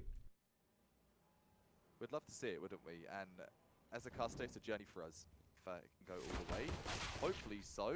Talking of that, Deco, getting things kicked off right sharpish, and after a good start, it's 5 versus 4. Yeah, and this is a dangerous situation. Look at this RCF. He's actually just going to be stuck in the back, but now both players are going to be able to push through. So GSG9, they've responded very well. All 5 players are alive. This is looking good. Swisher and Fasten, they are one of the 2 strongest players on this squad, in my opinion. And Swisher already making the connection with the Glock, looking to find some more. Trying to see what he didn't do, but now he's going to fall back a little bit. And this is going to be really, really precise here from GSG9. Super precise and over and out. GSG9, 4 players will survive. Looking super confident, and you spoke, lads, of, hey, maybe they've got a trick up their sleeve and maybe they have some magic. Maybe they do, because that's a different team. We did not see that kind of team on Dust 2, not at all. No, and that's a really strong pistol. I mean, all things considered, I mean, we saw them on their Dust 2, on their T side. I mean, yeah, Gaming read them like a book, mopped the floor of them, and now they finally respond back. They pick up the 1-0. They have the lead, ladies and gentlemen, but now the question will be if they can keep the lead going. The Molotov going to miss. Not the best start you already want, but they're going to have a full investment. Same with Gaming. Look at this mid-aggression, and actually Robbie looking to find more, but Deco able to reply back, and now an even playing field. But the HP is Swisher, one of the strongest players. He's down to only 4. Yeah, the Galil gang coming out in force towards Playground there. And the M4 spray picking up 2, but yeah, that's so expensive, lads. Yeah. Where's you're stealing money there from GSG9, not just frags. And now Sherps actually does make that connection, so he's playing a little bit of an off angle, going to throw the smoke, but not going to be fast enough. And now back to the 2-on-1 situation. RCF going to be able to get this bomb down the smoke, blocking off Cat. Both players just on the opposite side of him, so he's completely stuck. He needs to isolate these players, and that's exactly what he does. But J-Dubs, he wins the exchange, wins the duel, and GSG9, they keep the lead going here. On the way back, on the comeback train. I don't want to get any DMCAs. I'll stop there just before we go any further. But that's going to be them, I believe. Starting to rev themselves up for a comeback. And I'll get the engines super revved up into 5th gear too soon, though, because it's obviously early rounds. Round number 3, GSG9. So far, so good. And if they can keep up these kind of vibes and the good trades that they're doing, they could be in for a good half. Things can definitely happen. I mean, the Molotov actually does land, so that's a good start, doing already, you know, a significant amount of damage, and this is full aggression. Look at this GSG9. They're not letting down off the gas, and Dexon, he's going to be having that crossfire, picking up the first frag, able to get the second. Now Deco replies back also. This is a really strong, different side we've seen from GSG9. Already having Gaming back to the boards with 2 members, and we're still at 1:25. That is spectacular stuff. Xander, you saw him literally hugging the bench, and he's doing the 180s. He's doing 180s to get 2 angles. Watch, usually 2 people. No, I can cover both. Picking up his fair share, 2 frags for that matter, and Deco you've got with the boost. So I talked about game with the boost. Deco, he's got some other thoughts in mind. Look at this cheeky Optimus Prime boost. Yeah, just going to be boosted up, and they're kind of grouping themselves off on the site a little bit, hanging out, double stack. You know, don't mind it. But it is, you know, a slower round here from both RCF and Dumal. They're going to just be creeping out, getting that long control. They still have 1 smoke that they can use. So we'll have to see where Dumal is actually going to throw this smoke. And I would imagine it's probably going to be for the CT. But actually, he did burn it, so making me eat my own words again. My analysis game is awful today. But RCF leading the charge. You know, it's one of those things though. When you're casting gaming, it's hard as a caster, not just a player playing against them. It's so sporadic. You're so back and forth with the plays, and it's hard for us to keep on and hold on the train. So do bear with us and hold on yourself. GSG9, they're going to pick up their 3rd, lads. They got the hat trick. Still the goose egg there for Gaming as well. They're not able to get themselves into this game, and that was a full buy. They had the AKs. We didn't see an AWP, but AKs has usually been enough for Gaming to get themselves into a game. Not for that round. Yeah, and this is kind of what we were talking about. I mean, the second map, you know, you got to reset the mindset. You got to feel a little bit better. And I mean, GSG9, they're finally putting Gaming on a bit of a save, and we've never seen that from them yet. So it will be interesting to see if they can hold down this aggression. We can already see they're getting a lot of short B control. It's going to be a lot of water control, but GSG9, they're already looking solid on their CT side. What's that? Sorry, you said Gaming and saving? Yeah, Gaming have deagles. Oh. Sorry, I'm so not used to hearing that be a topic. And legit, jokes aside, it's not something we've heard. It's not something we've said or experienced. So GSG9, I think this could be the beginning of something good. But as I say that, maybe my caster's curse is in the trash, Laz. Look at that nade. What was that? I mean, this is kind of interesting. I mean, this has just been nade work, and it's already been, you know, I felt bad for J-Dubs because he took a lot of damage early on, and then now he just finally falls. But Exen does get the easy frag of Swisher, so trying to look a little bit for more. Gonna be stuck in the side of Sidebox, but Sherp's able to reply back, taking down the Lurk. Now Exen's still holding it down here at A, but the rotate's coming through. That's gonna be Duma peeking a bit wide, not able to connect the Deagle, so this should be the next round from GSG9. And it looks as though that is going to be the plan in store unless we see something from Bew. He's got the Deagle. He makes the one. Trying to look for two, but Deco, the better exchange of the duel. GSG9 4-0. Just give it a hot second, and I'm just thinking here from GSG9, and you mentioned it within your insights and our theorycraft, Laz, which does make it pretty fun and interesting for us too. I think that the Laz instinct was right. This is a map that GSG9, maybe it's an ace in the hole for them.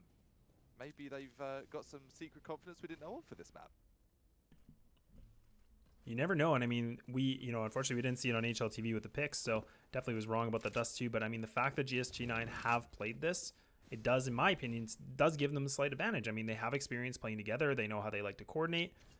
So it'll be interesting to see how Yeah Gaming can respond. And I mean, they're not already able to do that yet because they already lose one of their players, but they put a big investment into this round. And even RCF, he has an AWP. He does, and not really seen him. The ability to chime, and he's still got no frags left. That's RCF. He's usually fragtastic. Usually, puts up some numbers. He does some things. Picks up a frag or two, but right now, not looking so hot. But I mean, this is only 5 rounds in. So we'll have to see what's in store. But I mean, even Exton, he hears Swisher, and he wins that exchange. What is this in Yeah Gaming? They're ready to pounce the site. Truth be told, it just seemed like Yeah Gaming, this is not a map they have much familiarity with at all. And we've touched base on this super briefly before. If you've got a team that, teams are so fast moving these days, you've hardly got time for practice. But when you do, spray down coming there to finish things off from Robbie as well. RCF, Op being removed. You talked of an Op, short-lived there from RCF, and he is still on the goose egg with no Op. So potential save, or maybe the deco, as we say. There you go, it's the deco. I was thinking of the Shiko thing, but not the right thing. But deco will definitely work. And I mean, even now there's double ops being on the side for the CTs for GSG9, and Deco and also Robbie are going to be putting up the double green barrels to see what they can do. And another save round or a deco round, like you said, from Yeah Gaming. And this is something, again, we haven't seen, but this is putting a little bit more perspective on how well GSG9 have been playing this overpass map. Yeah, they've obviously been secretly planning scrims, like, played it one. This is our ace in the hole. We're going to absolutely bamboozle anyone. And Yeah Gaming, they're going to be the receiving end of that one for this matchup. They don't seem to know how to respond to this, and kudos to GSG9. Talking of that though, Swisher, eating that nade, but somehow he's going to get the site with just an eagle. Yeah, he's got free control of the A site, but now the bomb actually going to be in the other side of the site, so now it is just in the back of Yeah Gaming, but they're grouping up. But this is a good diversion that we've seen from Swisher, because now he's putting a little bit more pressure against GSG9. But look at this, they're putting forward, they're actually pushing through long, and now they realize that the T's are making their way to the other site, so they're going to go for a big long rotate, and it will just be all members going to be going for that big rotate. I thought somebody was going to try to go back through CT, but now Yeah Gaming, they get the bomb down. Throwing down, and this is not what I was expecting at all off that first matchup. We've got to say it. This is pure fire coming out from GSG9. This is just going back now, and even Fasten and just Swisher, the last two remaining. Swisher just going to be inside a bathroom. He can be careful. He can find the head of Deco. He gets him, but now he's got 3 more to go. 19 bullets, but he's only able to take 1 more. The defuse comes in, but a valiant effort from Yeah Gaming. I mean, now they actually do a significant amount of damage, all things considered. The ops are retrieved, so that's a good note for GSG9.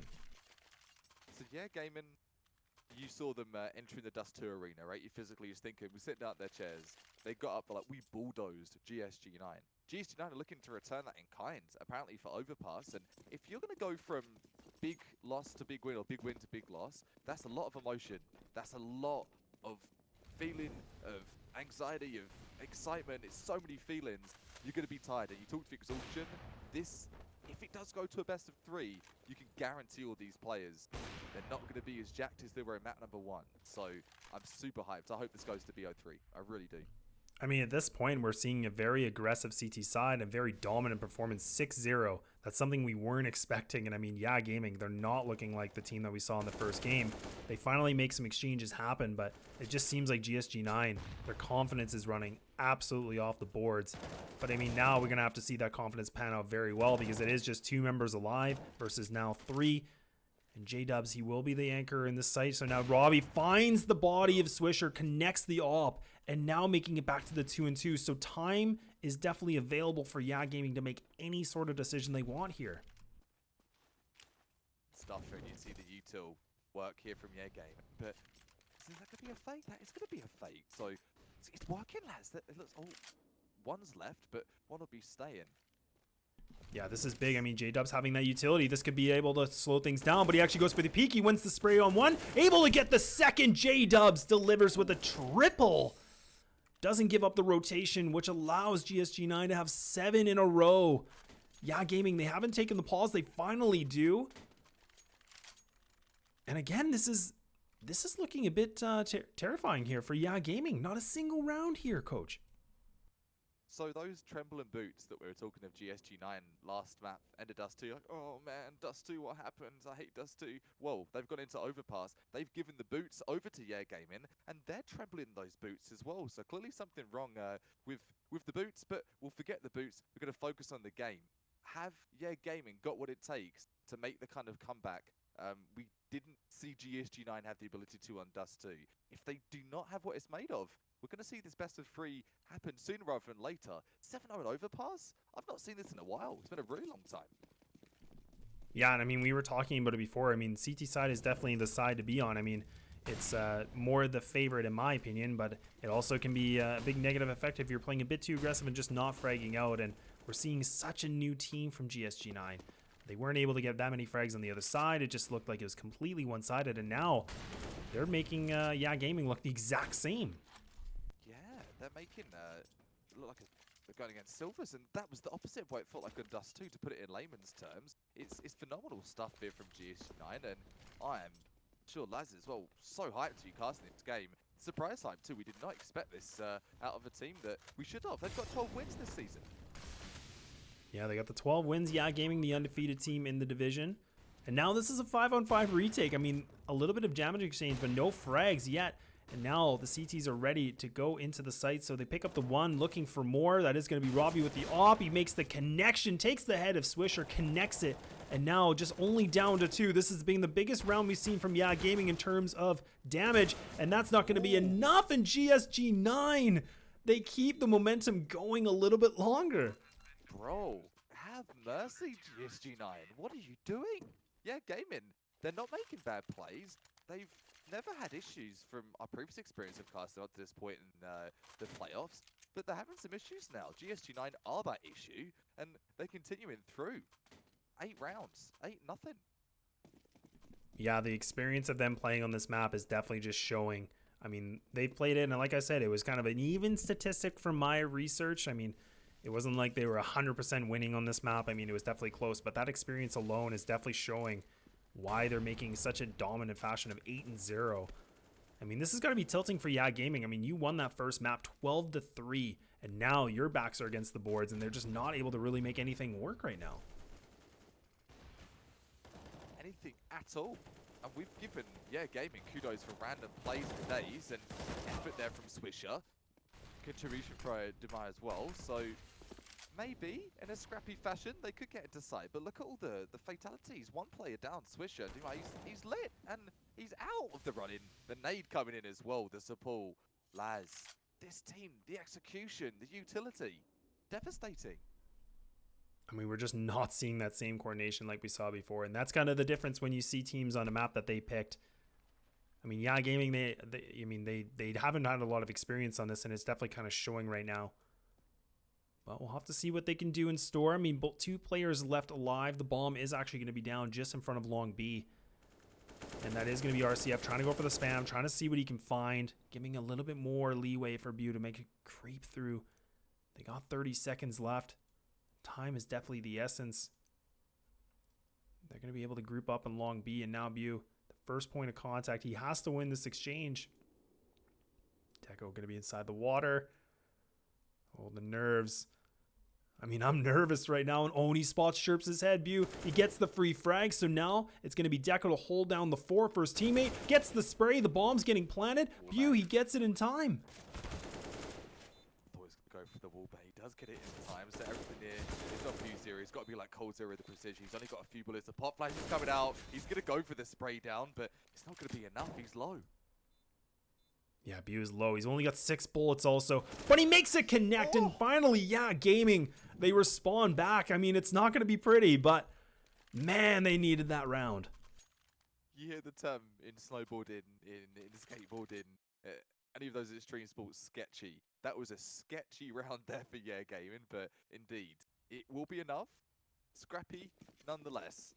And GSG9, they still are going to have a bit of a buy, but not much. And that gives all the shout out for Yeah Gaming. They might not have been taking rounds, but they've been taking bodies. Look, they've got no money to speak of, and they've got like so many rounds in the bag last. Yeah, and that's just kind of the way that it works now. I mean, it doesn't guarantee that you're going to have money in the bank and you're just able to have all the weapons you want, and it's such a greasy buy.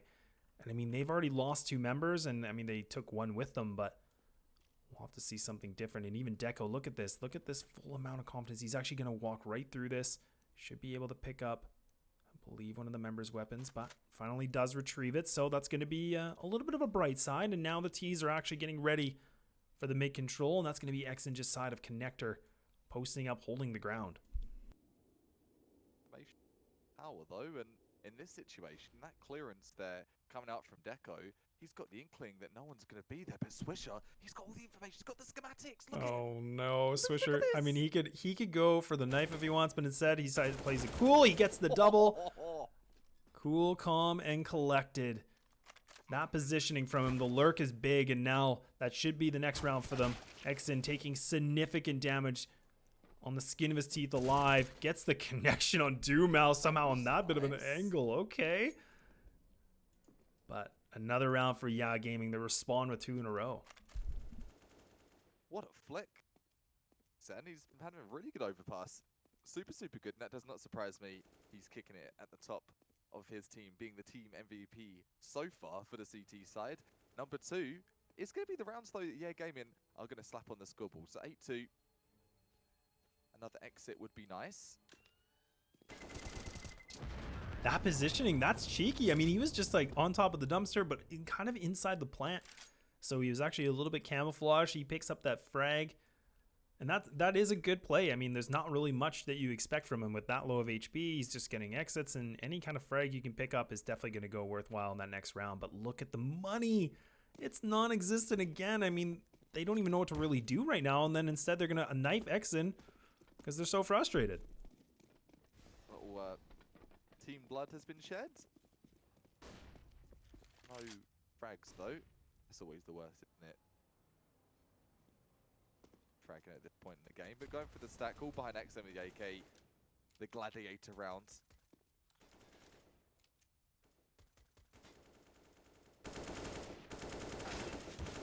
Oh no, RCF, he just has a shooting gallery, picks up 2. And now this should just be Yeah Gaming able to run through this, and now they finally woke up. But nonetheless, that's still pretty good damage considering GSG9 took down 2. They only really have the 1 AK to work with. Finally see the pause, so this is imagining I'm coming from the CT side so that they can plan what they want to do for this big gun round. What is gonna be? What's gonna work here? Yeah, Gaming have started to shake things up, definitely. They've got a few rounds, and how they've seemed to work in the past, if they're able to prove, okay, we know this site is going to be weak on short A going through sandbags. They've been exposing that, and they've been pressuring it over and over again. It seems to be working. They seem to have that sore spot there, but are GSG9 going to change things up and start to make the defense a bit more bunkered up in the sore spots from prior? Time shall tell. Timeout just ending, and we're back in the game here for the semi-final of the advanced upper bracket playoffs. A lot of pressure for GSG9. I mean, they need to pull every single round they can on their CT side so that they can have a bigger chance pulling through on their T. But yeah, Gaming have now picked up, I believe that's 2 in a row, 3 in a row now. No, 2 in a row. No, it doesn't. 2. Okay. Whew. All right. 2 in a row. You're good, man. And I mean, even now, like, they're feeling a little bit more warmed up, getting a little bit more composed. And GSG9, they need to be careful because they can't play overconfident. But this is going to be a big test. Be a massive test. ESEA Gaming want some way of solidifying proper hopes on that second half and not sweating too much. A couple more rounds would be nice to get to that 5-6 realm. If they keep this up perhaps, and they do have the up, no up on the side of GSG9. Their money not permitting, no ops allowed for this one. Yeah, RCF finally has that op. I mean, we haven't really seen him have a lot of opportunities with it. He's been one of the more quiet players on the server so far. But now the T's are getting ready for the execute. Deco going to be just on the other side of Optimus, getting ready to hold things down, but he's caught at the worst timing. And now, yeah, Gaming, they take the site in clean fashion, pushing the CTs back, and now they're going to have to save. Trading. That's so frustrating. After the half that you've had, you're at the 8 rounds, you're like, okay, this is ours. They're not touching it. They are. They're taking what's theirs, and yeah, Gaming, they're hunt. They don't even have much money in their hunt. Frags, they want them. Yeah, I mean, there's no reason for them not to. I mean, they want to damage the economy for GSG9 a little bit more. And I mean, Robbie, he needs to get this frag. He's able to pick up the 1. RCF falls back, but he gets taken down. So that's some good damage. And now they get the reward of the AWP. But yeah, Gaming able to pick up their next round, making it 8-4. It was looking very dominant, but now we're finally seeing the dominance of this team making their comeback. Bit of a backfire though for the double push there. They are going to be able to get a buy-in courtesy of the team economy, but yeah, Gaming, that shows how much they want these rounds, want to get it done in the best of 2. Just to give you a recap, yeah, Gaming, they won the first of this best of 3. It was on Dust 2. Bit of a sweep. I believe it was 16 free rounds. Yeah, 16-3, and that was actually on GS's map pick, so something that we learned very late, which was fun. But now, finally, we see the response back from GSG9. They pick up now double frags across long A, leaving it just 2 members for Yeah Gaming. The bomb is already down. I believe they know it's there, but that is going to be held by RCF just playing in the back of playground. 4 versus 2. GSG9 have been able to get it done. A little bit of blood has been shed, but they're going to survive. And just over a minute, yeah, Gaming, inflate your brain, boys.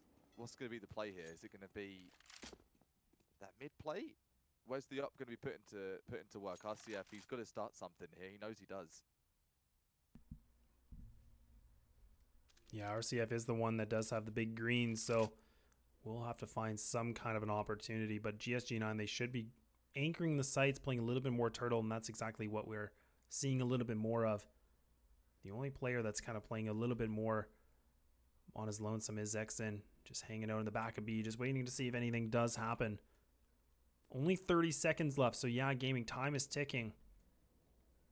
I mean, there looks like they are gambling towards going to B, so it will be excellent to hear that they're going to be going towards this site potentially, but instead, no, they're going to fall and just save these weapons. I was going to suggest it, just the way your game been playing, they have been going for some crazy rounds, but they're not this crazy. They do have some grounding factors to them, and this will be it. Playing for the win for the next round. Give them another dub for now. You've won the battle, but you've not won the war. 9-4 is the score. GS are going to get close to double figures in this first half. 9-4. I mean, if GSG9 can pull up these next 2 rounds, that'd be a very good standoff point for them going into that second half. But yeah, Gaming have definitely been making their statement back, picking up a few rounds on this T side. But the weapons are not looking the best, sorry. But but now it looks like they are just going to be hitting towards the site fast again in RCF. He's actually going to be the one that's already up onto short. And he's looking for the head of one player that is going to be play there, but Dumao actually gets the spam, and now the exchanges are back and forth. To you, exchange is not through just yet. Yeah, game in. J-Dubs. M4A4. It's going to reign supreme in this sit. She's not done yet, though. Go for the second of the sandbag inside. Maybe a trio. Oh, the spam, and that's actually all the damage. So now RCF, the Lone Ranger, he's got the op all by himself. He does have the bomb, but it will be Deco to find this kill in the back. Takes his time, makes the connection, and now GSG9, they've secured 10 rounds, and we're going into the last round of the first half. So that was the concern, wasn't it? It was that 4 versus 2. There was some damage done, and perhaps they'd gone for that attempt with the Op in the AK, that previous save. Maybe they could have done something, but you can't be thinking like that in these kind of situations. We do have the privilege in the caster's desk to look in hindsight 2020, but right now, focus. It's Deegs and a Mac 10 for the side of Year Gaming. This is looking icky. Icky indeed. And I mean, even now they're putting a little bit more pressure towards the B site, and even Deco, he should be able to get this information. You can see he's creeping all the way from long A, gets that information, so he's allowed to relay his information to his team that yes, they should be going towards B, be prepared. And there's not a lot that they're working with. I mean, they have some nades on an execute, but not really much else. Very much else at all, and he's exhausted. They've got a couple of smokes. Make that 2 smokes and 3 flashes to be precise. So my next trick, what's it going to be? Looks like it's a heaven smoke here. And now they fully go into the site. They're going to go push through as fast as they can, but not able to make anything work. No Mac 10 aces come on the side of Yeah Gaming, and GSG9 picking up their 11th, heading into that second half. And we'll have to see if they can keep the fire going, if it can keep blazing with glory. But I'm a little scared. I mean, we saw Yeah Gaming on their CT side on Dust 2. If it's anything like that, it could be a long road. Yeah, the defense power, the pillars of integrity and defense and teamwork we've seen from Yeah Gaming on their CT start has been, I'm going to say, unmatched to almost anything I've seen this season in advanced. And the 16 wins, yes, they're gonna talk to that. The 12 here for GSG9 though, Xen, for example, even just in the warm-up, seeing his movements there, he's really feeling it this game. So maybe it was just waiting for him to feel warmed up, get his head in the game, and once his head in the game, maybe the rest of the team follows suit. And sadly, that's not something you always are privy to as like a viewer, as a fan of the advanced season and of any CSGO below the pro scene. All the synergies, how teammates fire each other up. You'll learn about it later down the road, but maybe they're just finding their stride right now and just be seeing that team that's got 12 win coming up going forward.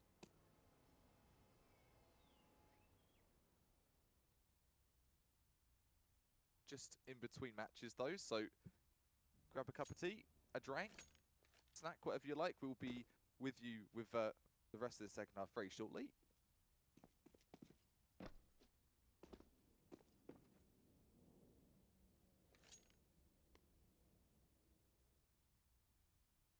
And if you are just tuning in, this is the second map of the best of 3 here for the upper bracket semi-finals for ESEA Advanced. So the regular season games are over and the playoffs commence.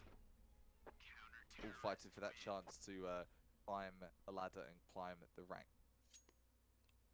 Love me some upper bracket playoffs. So, like you said, I mean, you can see on the side in game that the Yeah Gaming do have the 1 map advantage where they showed a dominant 12-3. For anybody that is just tuning in, we are in the second half of map number 2, which is Yeah Gaming's pick. And it's been a very interesting CT side that we saw from GSG9, which we didn't see from Dust 2.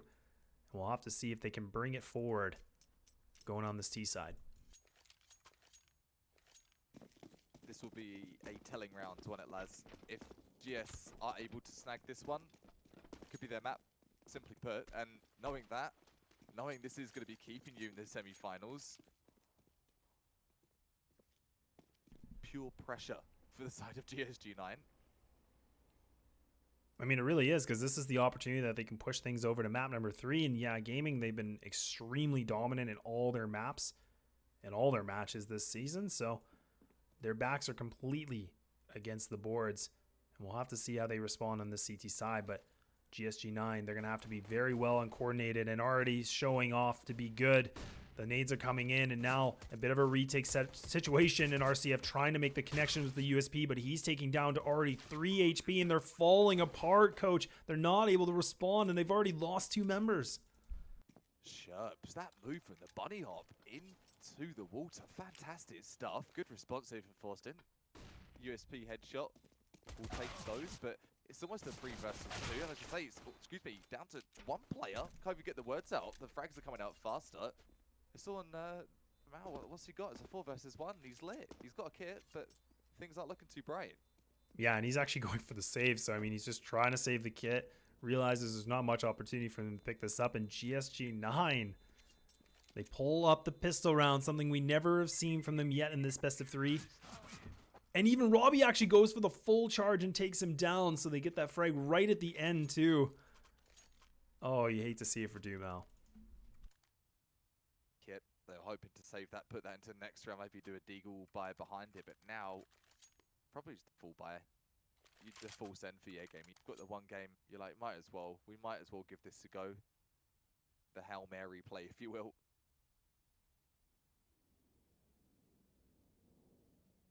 Match pause coming in. I mean, it's tough to say who it is and what side is calling it, but I mean, this could be, yeah, gaming, putting money on the board, putting the full investment, as well as GSG9, actually going for the full AKs and as well the Galil's with a Mac 10 for Deco.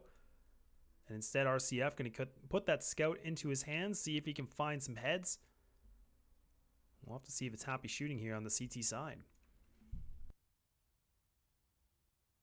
3 AKs, the Lil, and the Mac 10 on the side of GS. So with that in mind, versus Deagles, there is some room for a couple of slip-ups, maybe whiffing that Galil spray or the Mac 10 spray. Things looking so far so good for GS in this second half. And that pool's just tick-tocking to an end. So players stretch their legs, or maybe some technical difficulties. We do not know. What we do know, though, is things are kicking off. 12-4, can GS continue and take us to map number 3? That's the question that they're asking themselves. I know everyone that's watching. Well, and even now, they're actually putting a bit more pressure inside the middle, but now we'll have to fall back, getting that connector control from both players on the CT side, and even getting contested a little bit more. And that's actually going to be Swisher. He's going to try to contest, but he's not able to make much more damage than just, I believe it was only 8, so only finds the corner somewhere through the wall, but he's getting taken down. Sherps. And now Dumao makes the connection of 1, but not able to get the second. And this is so back and forth. It's a complete teeter-totter in GSG9. They know where Dumao is, but they actually decide not to go for him. again, so really bizarre overpass that we've seen here. GSG9, say it to us one more time, getting those frags all over the place. It's been crazy. It really, really has, and I salute them. I've got a newfound respect for a team that they really were struggling on Dust 2.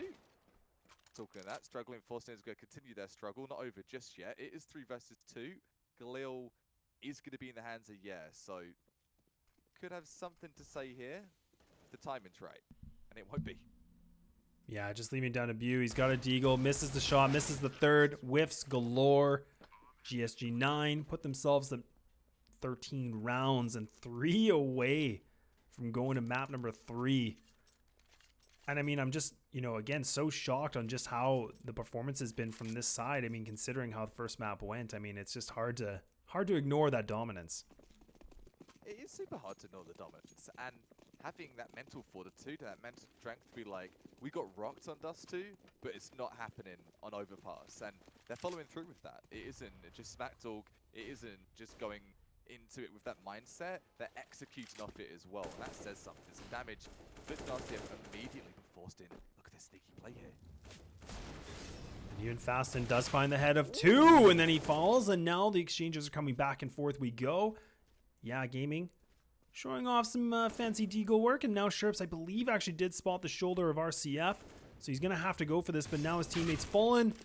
Another round here from GSG9, unless we see absolutely something disgusting from Bew, and he misses again with the deagle. He's not able to make the full connection. The second opportunity doesn't pan out well for him. Seeing some uncharacteristically off whiffs here from the likes of Year 2, and that could tell you that they're under pressure. This isn't something they were expecting, and how could they? How could they? If you've come up with a map where you're like, we wrecked them, you're not expecting to go into that second map having self-rocked. It's not your first thought at all. You've got that ego pumped up, you're feeling super confident, and that's part of the game, isn't it? You've got to be in the game, you've got to believe in yourself, and regardless of that, it doesn't seem to be panning out for them overpass. So, ask you a question, Laz. Would you rather lose a map, then win and go for the third map? Or would you rather go the opposite? What's easier to get yourself out of, I guess is my question. Is it easier to get yourself out of the losing mindset or coming off of a win and a loss before? It's such a hard psychology to read.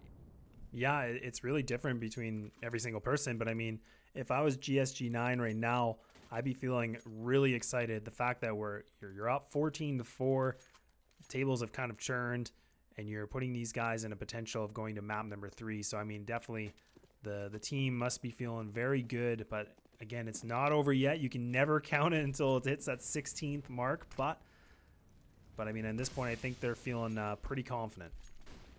Yeah, you'll be feeling pretty heated, pretty hot, and won't continue through your opponent in this situation. GS, they're going to be able to get something done. Fair trade, 4 versus 4. Oh my goodness, the spray down! The wall bang! Well, I think we missed out on the camera, at least I did, but this is disgusting. 4 players survive, lads. Yeah, I mean, and that's just kind of what I was talking about, the momentum and feeling good about themselves.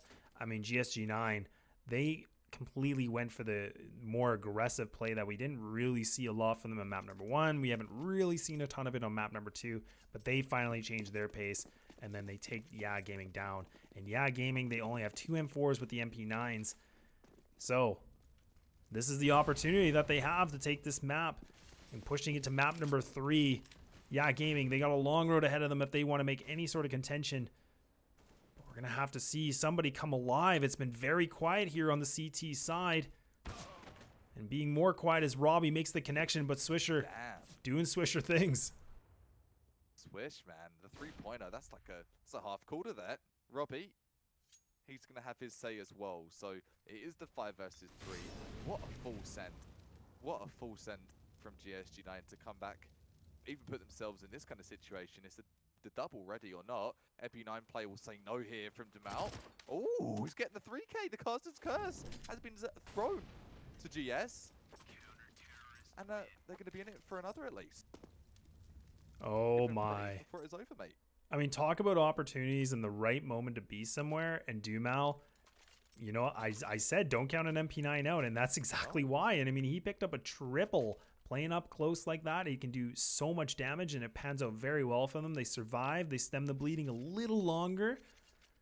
Money's being spent. Lots of money here from GSG9, so they should not have any worries. But yeah, Gaming, that's a big round to win.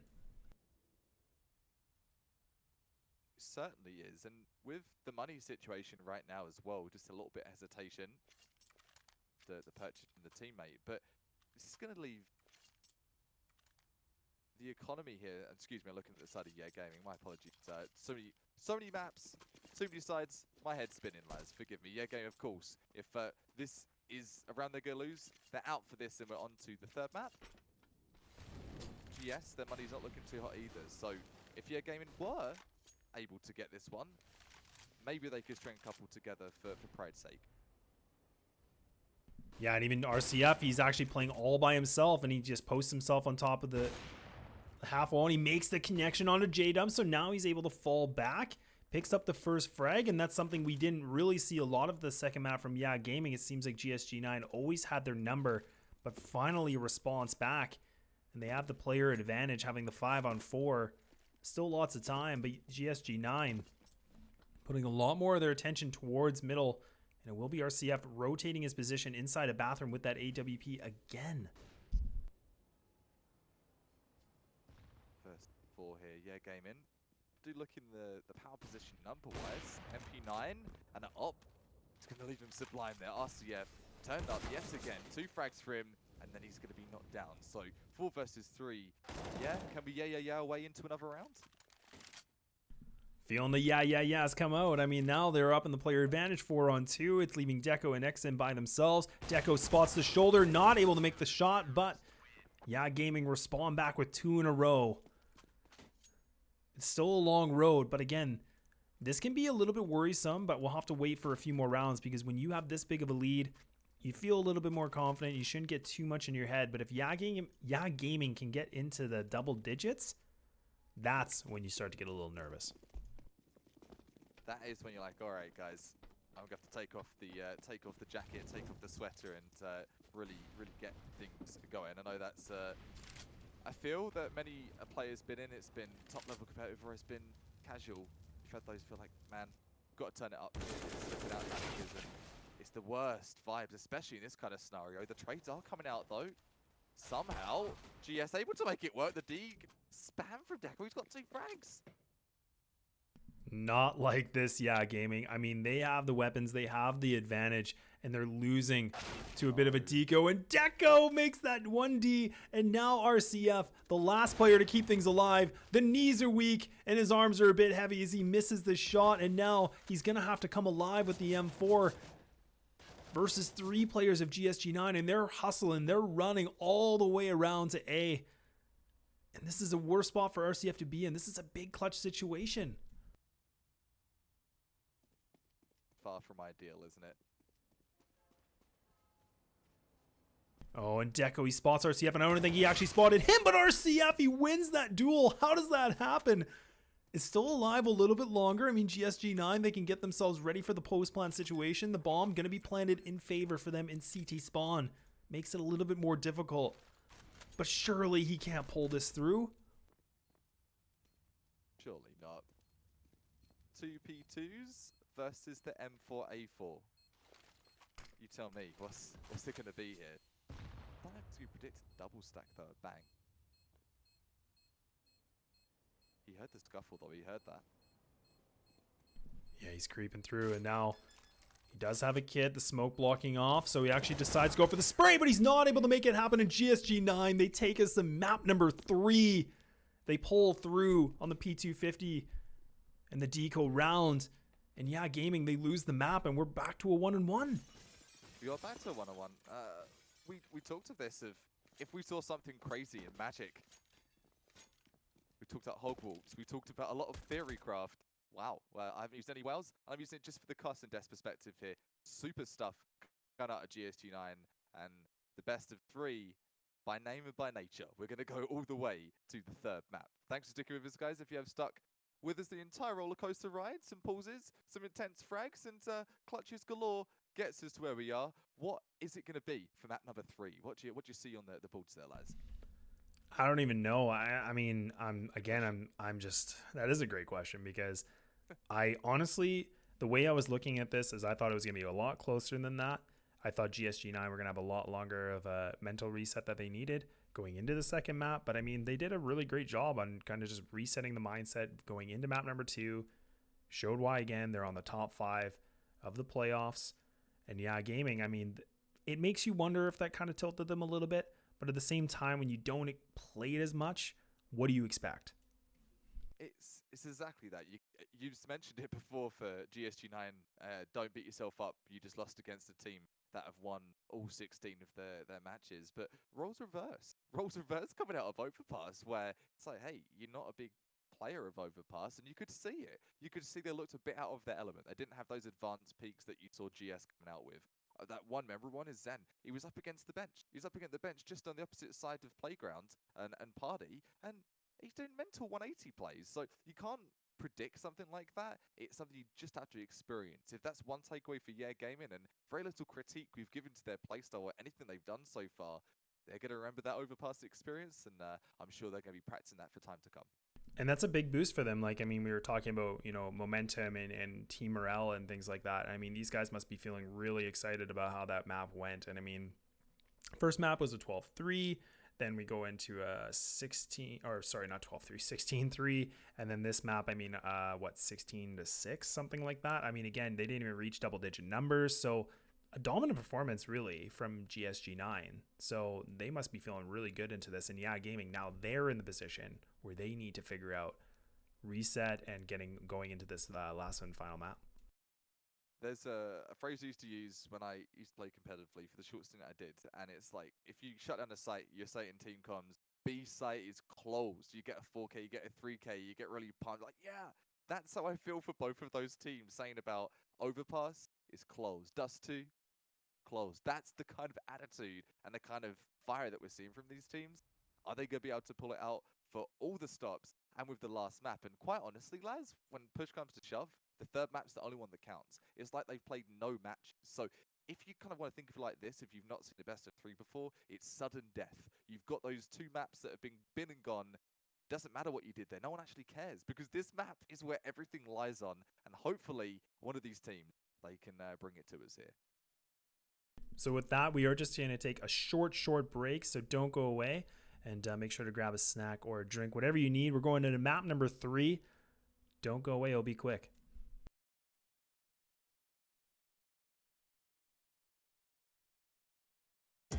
But we ain't friends, quit asking me questions. Yeah, we in the section, but you can't get in, quit asking me questions. Yeah, I got the new Chrysler, blue with the tint, quit asking me questions. I'm tired of these questions, asking me questions, I want them questions. The grass greener on the other side. I took a peek in that grass red from all these homicides. I mean, you gotta look alive, cause in the field get live. Or you gon' have your mama crying, asking God why. Why is my son in that casket? Why he get caught lacking? Why was he acting tough, knowing damn well he bad at acting? His girl say he be tripping, but the ops say he wasn't packing. Some niggas just wasn't built for the other side. Yeah, I know you, but we ain't friends, quit asking me questions. Yeah, we in the section, but you can't get in, quit asking me questions. Yeah, I got the new Chrysler, blue with the tint, quit asking me questions. I'm tired of these questions, asking me questions, I want them questions. Yeah, I know you, but we ain't friends, quit asking me questions. Yeah, we in the section, but you can't get in, quit asking me questions. Yeah, I got the new Chrysler, blue with the tint, quit asking me questions. I'm tired of these questions, asking me questions, I want them questions. Question. Quit asking me. Question. Quit asking me. Question. Quit asking me.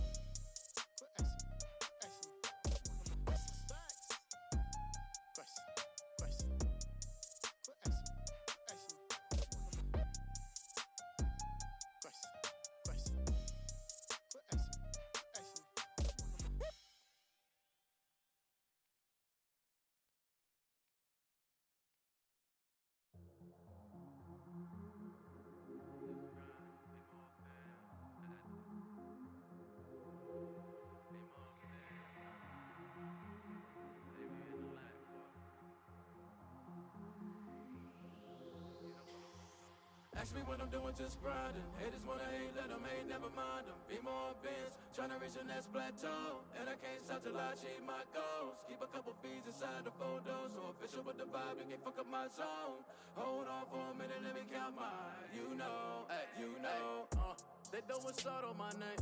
Ooh, they let it throw shade, cause a young nigga paid. Family straight, diamonds in my chain, I'm just doing my thing. Nuts just dragging, nothing here average. And far above that shit, simple and plain. Ballin' when it's sunny, but I keep some cheddar stack for the rain. Yeah, I keep some cheddar stack for the rain. Save with some fees and they all on my team. Rollin' my lap, pouring my drink. Team, me too, everybody at the table. They came a long way from that bootleg cable. Nigga me losing, there ain't no way. My homie just died and they cried 4 days. Tomorrow ain't promise, I put that on my mama. Tomorrow ain't promise, I put that on my mama. Ask me what I'm doing, just grinding. Haters wanna hate, let them hate, never mind them. Be more bins, tryna reach the next plateau. And I can't stop till I achieve my goals. Keep a couple fees inside the photos, so official with the vibe and get fuck up my zone. Hold on for a minute, let me count mine. You know. Ask me what I'm doing, just grinding. Haters wanna hate, let them hate, never mind them. Be more bins, tryna reach the next plateau. And I can't stop till I achieve my goals. Keep a couple fees inside the photos. So official with the vibe, and can fuck up my zone. Hey, hold on for a minute, let me count mine. You know. Count my money while I'm counting these blessings. Minor setbacks, those were just lessons. Moving too fast, had to set a pace. Bleed my goals, shit ain't no race. Hennessy straight, I'm only chasing money. Smart nigga, mama ain't raised no dummy. Staying drama free, but if you bring it, big and running. As a youngin', I learned bullshit ain't about nothing. Nigga, me losing, there ain't no way. My homie just died in the crowd for a day. Tomorrow ain't promised, I put that on my mama. Tomorrow ain't promised, I put that on my mama. Nigga, me losing, there ain't no way. My homie just died in the crowd for days. Tomorrow ain't promised, I put that on my mama. Tomorrow ain't promised, I put that on my mama. Yeah, ask me what I'm doing, just grinding. Haters wanna hate, let them hate, never mind them. Be more bins, tryna reach the next plateau. And I can't stop till I achieve my goals. Keep a couple fees inside the photos. So official with the vibe, and can fuck up my zone. Hold on for a minute, let me count mine. You know. Ask me what I'm doing, just grinding. Haters wanna hate, let them hate, never mind them. Be more bins, tryna reach the next plateau. And I can't stop till I achieve my goals. Keep a couple fees inside the photos. So official with the vibe, and can fuck up my zone. Hold on for a minute, let me count mine. You know.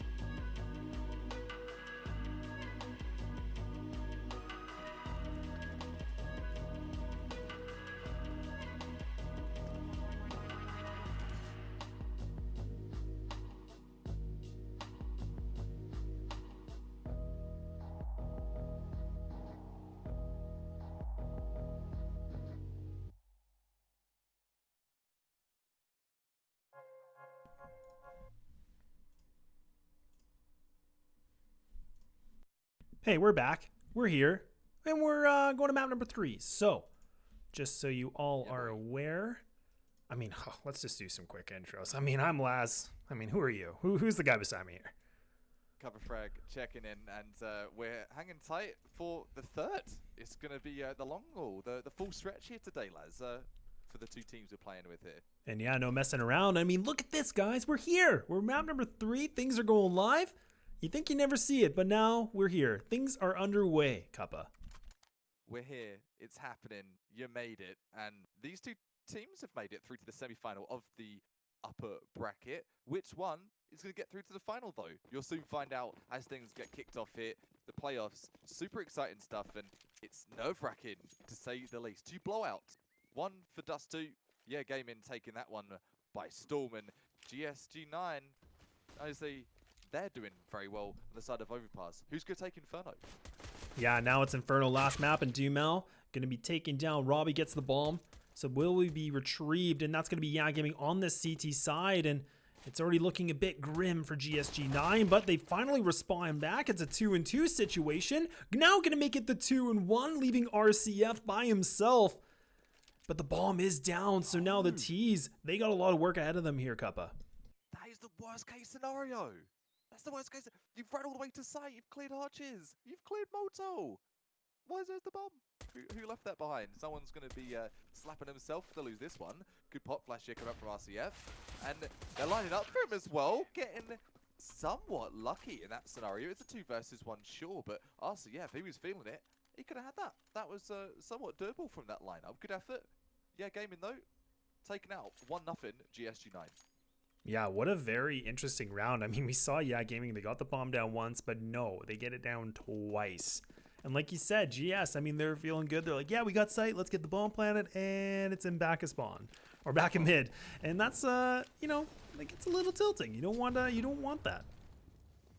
It's not ideal, is it? Not what you woke up hoping would happen. The scout shot, he's going to get on J-Dub though. So regardless, Sherbs coming through. AK raining pain. Second round. You see that commonly if any AK makes it into the realm. Yeah, gaming. 2 scouts and a deagle. A boost and all. Creative. Man, talking about Robbie right now, like I feel like I haven't seen an MP5 in a really, really long time. I don't know why. I just feel like nobody uses it anymore. Is that just me? Only baddies use it in low ranks like me. No, definitely so, man. Definitely so. The MP5, I played, it was a Face It match, and it was when I was grinding, I was like 5 or 6 on Face It and Assaults, and working towards my EA quests and holding my skills before I go back. But with that being said, I had a game where I went through mid, was Inferno, got a 3k. It's like, what the hell is that guy do with an MP5? It doesn't make sense, but people don't expect the quick plays that you can do with an MP5. You've got that silence advantage. You're right. I don't think it's used enough. I saw Davey use it from Mythic when I was watching your cast, actually, Les. Davey loves his MP5, but other than that, I can't name a pro that uses it. Can't. Definitely not as common, and now a bit of a interesting round that we're seeing. I mean, now GSG9, they get this A site up for grabs, and this is, you know, I said this before so much in this best of 3, but when you're down in the numbers, you go for the gamble. You want to see, can the stack pan out well? And in this situation, it doesn't. So they decide to gamble at B. It doesn't work out, but what they can do is keep these scouts for the next round, and I guess their precious Deagle too. But now GSG9 picking up a second. So this is now the second map where they've been able to win the pistol and then secure that second round. Talking of the MP5, almost seen it step up to the plate here. Not going to happen with the wallbang from Buzzer saying, come on, mate. J-Dubs, don't get too cheeky. We're not giving away easy frags like that. And they're going to savor what they've got as well. The Deagle, 2 scouts making their way round number 3. Money situation not in the best still for Yeah Gaming, so they will just have to go for a bit of a deco or P250s, whatever they need. Keep those scouts, and those guys are going to be in the hot seat. They're the 2 players with the only big investment so far from the last round that they saved it.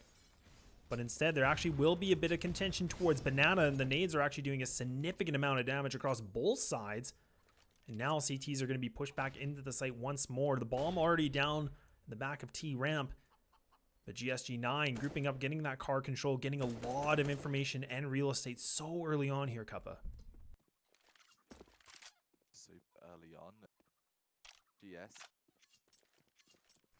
Weaponry, obviously being the advantage of theirs, still saves going through for your game, and that is a frustration as side.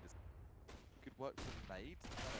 They close off one part of the angle, but the MAC-10 spray from J-Dubs gonna get a little bit done, and straight with the rotation, they're not even hesitating, off they go. Up, up, and away we go. So now will be RCF and also Fasten going to be the 2 remaining players inside this A site. Fasten going to be stuck right inside of Graveyard, but completely red. And Exton comes up big, picking up both. He clears the site. And that's going to be up for grabs for GSG9. And again, Yeah Gaming, they might just want to save the scout. And even Bew, he's not even nowhere near close this site. So I guess he's going for the save with his armor. He is opting in for it. And this hopefully, if you're in the hot seat for your game, will be the last save and they can get the buy-in for the next one. It really does feel like you're being griefed, and it's by the game. You're like, Garvin, please don't grief me so much with these saves. Inferno, CT money, it's a common thing you run into. You're on T side, like, yeah, man, money bags, making it rain, cash everywhere, buy a gun for your teammate, no problem. But CT side, you're like, hey, could you spare me a deagle? It's like, hey, Copper, that's the third round you've asked for a deagle, man. Sort your economy out.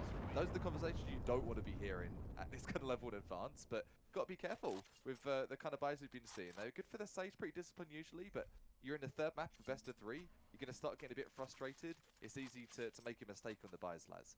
So is that kind of what I'm going to expect from you when we like play a pug or matchmaking? You're like, bro, just draw me an op, bro. I'm making it happen. I'm going to do it. I'm like, bro, I've done this like 3 times in a row. Like, what do you want from me here? Is that what I'm expecting? Is that what you're trying to tell me right now? See, you just got me read like a book. I'm either on or off. It's like, wow, look at Cuppa go, or wow, get me. Can we vote kick, please? Is vote kick still an option? Let's start you off with the up, and then we'll go from there. Okay? We'll start example from you, and then we can move forward. Okay, I like that.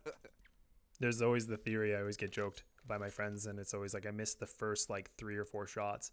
And then it's like a guarantee I'm hitting the next 4 or 5. So it's the weirdest thing, but it's honestly been kind of a true. It's not even really a myth because it's like it actually has happened. So hopefully you'll catch me at the moment where I get the 4 in a row, and then I'll be like, yeah, no, I'm good, man. I don't want to use the op right now. I'm not feeling it. I'm not feeling it, and it's not your day. And every dog has its day. It's not going to be the one for Mal. A couple of flicks and absolutely trying his best. No worries though. ESEA. I did talk about it being called 0 of his aim, and he's going to step up to the plate on this one. 3K, I do believe.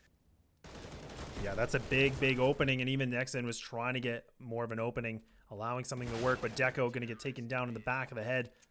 And that's a big round from ESEA Gaming. I mean, GS, they actually tried to be a bit more aggressive towards middle, putting pressure back on ESEA Gaming. A little bit surprising, but that's something I was giving them kudos for in this second map, is that they were changing their pace, and something we didn't see before. And now it doesn't pan out in their favor, but still plenty of rounds to work with. But we will have another pause come through once more. Pools City. So for another factor at this level, you've got your best of 3. You're trying to psych your opponent out, right? So you're going to see tactical timeouts, but you're also going to see timeouts just as like, yeah, I'm doing all right. I'm just going to take 5. So is it GSG9 playing the BM game in that sense, or was that your game in just getting things done? Oh, maybe even be a technical. I do see. Oh no, just the coach. Scratch that. I'll take it all back. Don't listen. We will have to see, but nonetheless, double ops on the CT side, going to be both for RCS and Dumal. Dumal misses that first opportunity from the flying player. I believe that was J-Dubs that was able to escape and get a second opportunity in his life, but oh, he connects the shoulder of Sherps, but not able to make the frag. But RCF, he puts one of the big greens to work, makes the connection onto Exen. And yeah, Gaming already starting things off with 5 members remaining early on in the round. I'm liking what I'm seeing, and that's the best of your game. If you could do like a highlights clip, those aggro plays for days. Love to see it, and having it work again with the 2 ups in works from ESEA Gaming. Good bunny ups there from Mal, trying to get some coverage and making ground over to Moto. So looks like they've got a good stat hold here, ESEA Gaming, and this could be the dust to ESEA Gaming that we saw earlier on today. Maybe on its way back here. They've got the bait and switch. Look at that, nice. Oh my goodness, Bassin, how do you miss that? He had it free. It was a free dinner.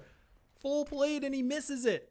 Drops it when he's walking to the table and misses that opportunity. That would have been easiest frag against Sherps, but instead Sherps takes him down, making it the 3-3. That's the panic. Though that could be the nerves that we were talking about in the very pre-game before we even started this thing here, Cuppa. Damn straight it is, lads, and not enough casters talk about it. Nerves are a factor. You're not always going to be clicking heads like that for a bloody wall coming there from Sherps, the wall bang headshot. You can't do anything about that. Somehow, some way, the nade coming through. ESEA being eliminated, but yeah, game in. Scrappy. Left 1, 1-2, 1-2, and they're going to get that round. That was chaos. Chaos. Absolute mayhem. And I mean, the one thing to note too is, I mean, if that nade from Sherps would have connected just a second or two earlier, that could have made it back to the one-on-one situation, but Bu was on the other side of Library, takes him down, and now they're only 1 round away from tying this thing up. And I mean, GS, they only have the P2s, a bit of a mix on the pistol purchase. You can see his CZ in the hands of Deco, and instead they might get ready for a bit of a apartments pop where we see 2 smokes will be in the hands for both Robbie and also Sherps. Just trying to get that bomb down. That's kind of the most important thing here, and just doing as much damage you can.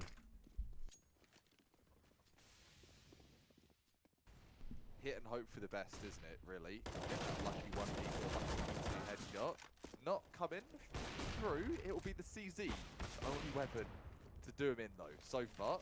Bit of damage inflicted, and just the M4A4 in the hands of Sherps here. So Sherps did very well last round.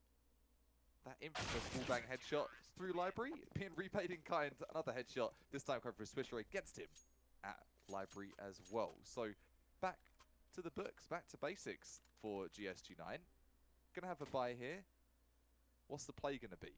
Seems, yeah, Gaming, they've been having their game of fuel, drank their coffee, whatever you like. They seem to have woken up a little bit, lads.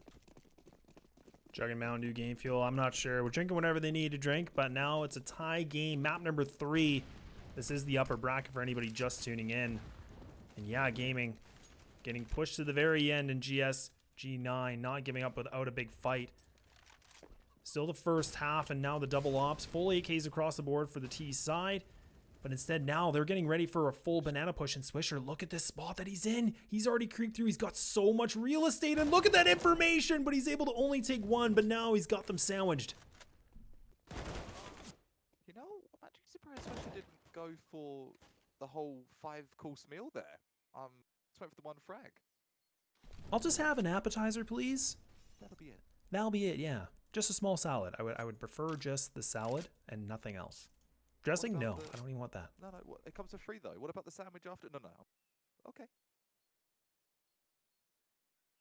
Hopefully that's not going to be something to bite your game in the butt this round, because that was a full flank, and that util use, I respect the effort and going to close off the angle, but it's pinched him in banana. Do you have what it takes? He does not flicker the wrist like that. Flick his wrist off if he's not careful. Yeah, they get that first frag, and now they're actually able to get inside the site, but Bu actually does take down 1, able to take 2, making it 3. Makes the hat trick, decimates the incoming GSG9 players, and now they take the lead 4-3. Not a lot of money here for GSG9 to work with, so the opportunity for them to pick up 2 in a row now. Damn, dude. I've seen this before, and I've seen it again. And it's worth a mention. Yeah, Gaming, the way that they work their trades, and if they lose a player from maybe a bit of an overexertion play, going a bit too far, another player comes back to make up for it. But it doesn't matter. Robbie's hitting 1Ds like that. Forston being removed immediately. He's taking a hit for J-Dubs though. 5 versus 4 number-wise. And even RCF was getting a little bit aggressive, misses that shot, and now playing a little bit aggressive, you know, considering that, you know, GSG9 are on a bit of a deco round. A little bit questionable, but it is panning out well for them so far. Bomb going to be down. The T's completely split apart, getting picked by the ops. 1 by 1 we go, and yeah, Gaming, they only lose 1. Now the gun round comes through for GSG9. I'm going to call it now. I think it's going to be a 11-4 half to yeah Gaming. That's my call. What do you reckon, Les? What's the call? Ooh, that's a bold statement. I mean, I would definitely say, I mean, yeah, Gaming on the CT side on Inferno. I mean, we've all seen Inferno. There's countless matches how it goes right down to the wire. Definitely probably one of the most well-balanced maps in my opinion. So I can see, yeah, Gaming having success on this, but I definitely am not counting GSG9 out. And especially with something like that, what on earth, J-Dubs, the running shot. Spray return from Buzera. A couple of headshots nailed on the board, and yeah, apparently someone was listening to the feed say, easy, Tiger. Not so fast, Cuppa. GSG9 have put it to the 3 versus 3. Back and forth these trades have been going, and every round, it's hard to tell the difference between round to round. Everything's so quick. And look at the position of the bomb. I mean, this isn't what you want. I mean, look at We're just going to zoom in right in. Why is it there? It's stuck right on Arch. And you got three CTs that are just nearby, grouped up, and now Fasten going to hold things down. He's spraying frantically, and Deco actually just walks through it. He doesn't even make any noise and now retrieves it, but Dumel finds him in the corner of the smoke, leaving it only to 2. But Bew, he's low. He's only down to 13. They are able to recover the bomb. So as they've got the bomb, Ethan, oh please, go for the full rotation. They've got 35 seconds. By the looks, they're playing off the idea. Look, all the players rotating. It's just the one player. It's going to be Uzira. He's got that library observation station, but is that going to be enough to get the frag? No, it's not. The right idea, the right angle. He just doesn't make the connection. So GS, they can get this bomb down, but it's coming all down to the post-spawn situation. Only 2 members alive, both Exen and Robbie. The 2 members that come big for the clutch. Yeah, Gaming, they have time, but it's not a lot of time. And both players, we can see they're actually getting towards truck wall. So they're getting ready to do a bit of a pinch. Now Exen going to be stuck inside this site. He's grouped up. Exen going to be the first point, going for the spray. Picking up 1, not able to get the second, but the HP's low. He's able to get that, trying to make the third. And then Robbie finally helps him out. Peekaboo we go. And GSG9 respond back in great fashion. Do they ever offer my bold statement? I will be eating maybe that slice of pie. Could be the whole thing if I'm not careful with words like that. So I'll keep those to myself. 4th round for GSG9. 5-4 is the score. And if they keep playing like that, they're going to have a lot more than 4 rounds, lads. What a fantastic 2v3 hold from GSG9. And that big pick control was very important for them. And that's such a good post-spawn position because there's so many angles to work with. And that's exactly why. And you can see how it panned out very well. But big kudos to Exen holding it in the site by himself. The Lone Ranger, the anchor. Was that mid-wall pillar that just couldn't be knocked down, and going through the smoke, I think that was the biggest part to start things off. That you said it, the bomb was down in no man's land, and somehow, some way, able to flash recover that with M4s spraying left, right, in the center of your ear holes. Scary stuff. Off's going to be across for both Robbie and also RCF. We haven't seen a lot of op action yet on Inferno, of course, because we are still early on. Only 10 rounds deep. A bit of an interesting play from GSG9, so they're actually grouping up. And that's one thing we've noticed a lot on their T side is they actually do decide to stick together most of the time. They don't play very split, so they always like to have those trade opportunities, which I don't know if Yeah Gaming has picked up on yet. We'll have to see if they'll do anything to counter aggression on that.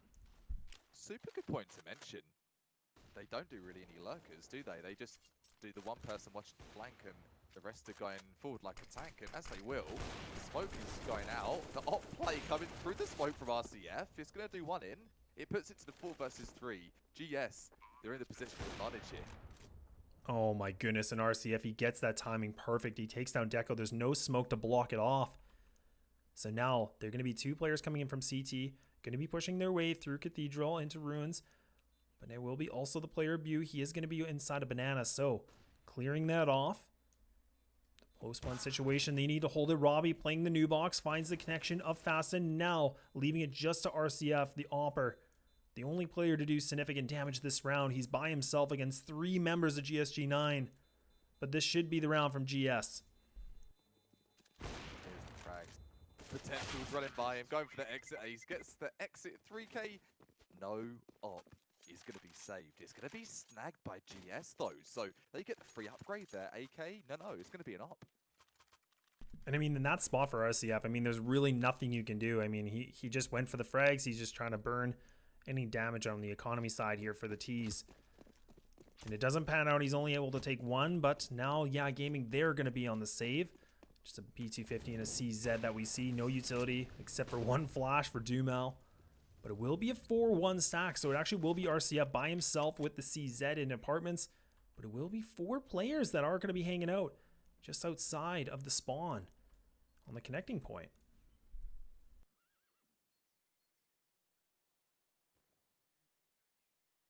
This stack, really, really tasty if Yeah Gaming could snag this one.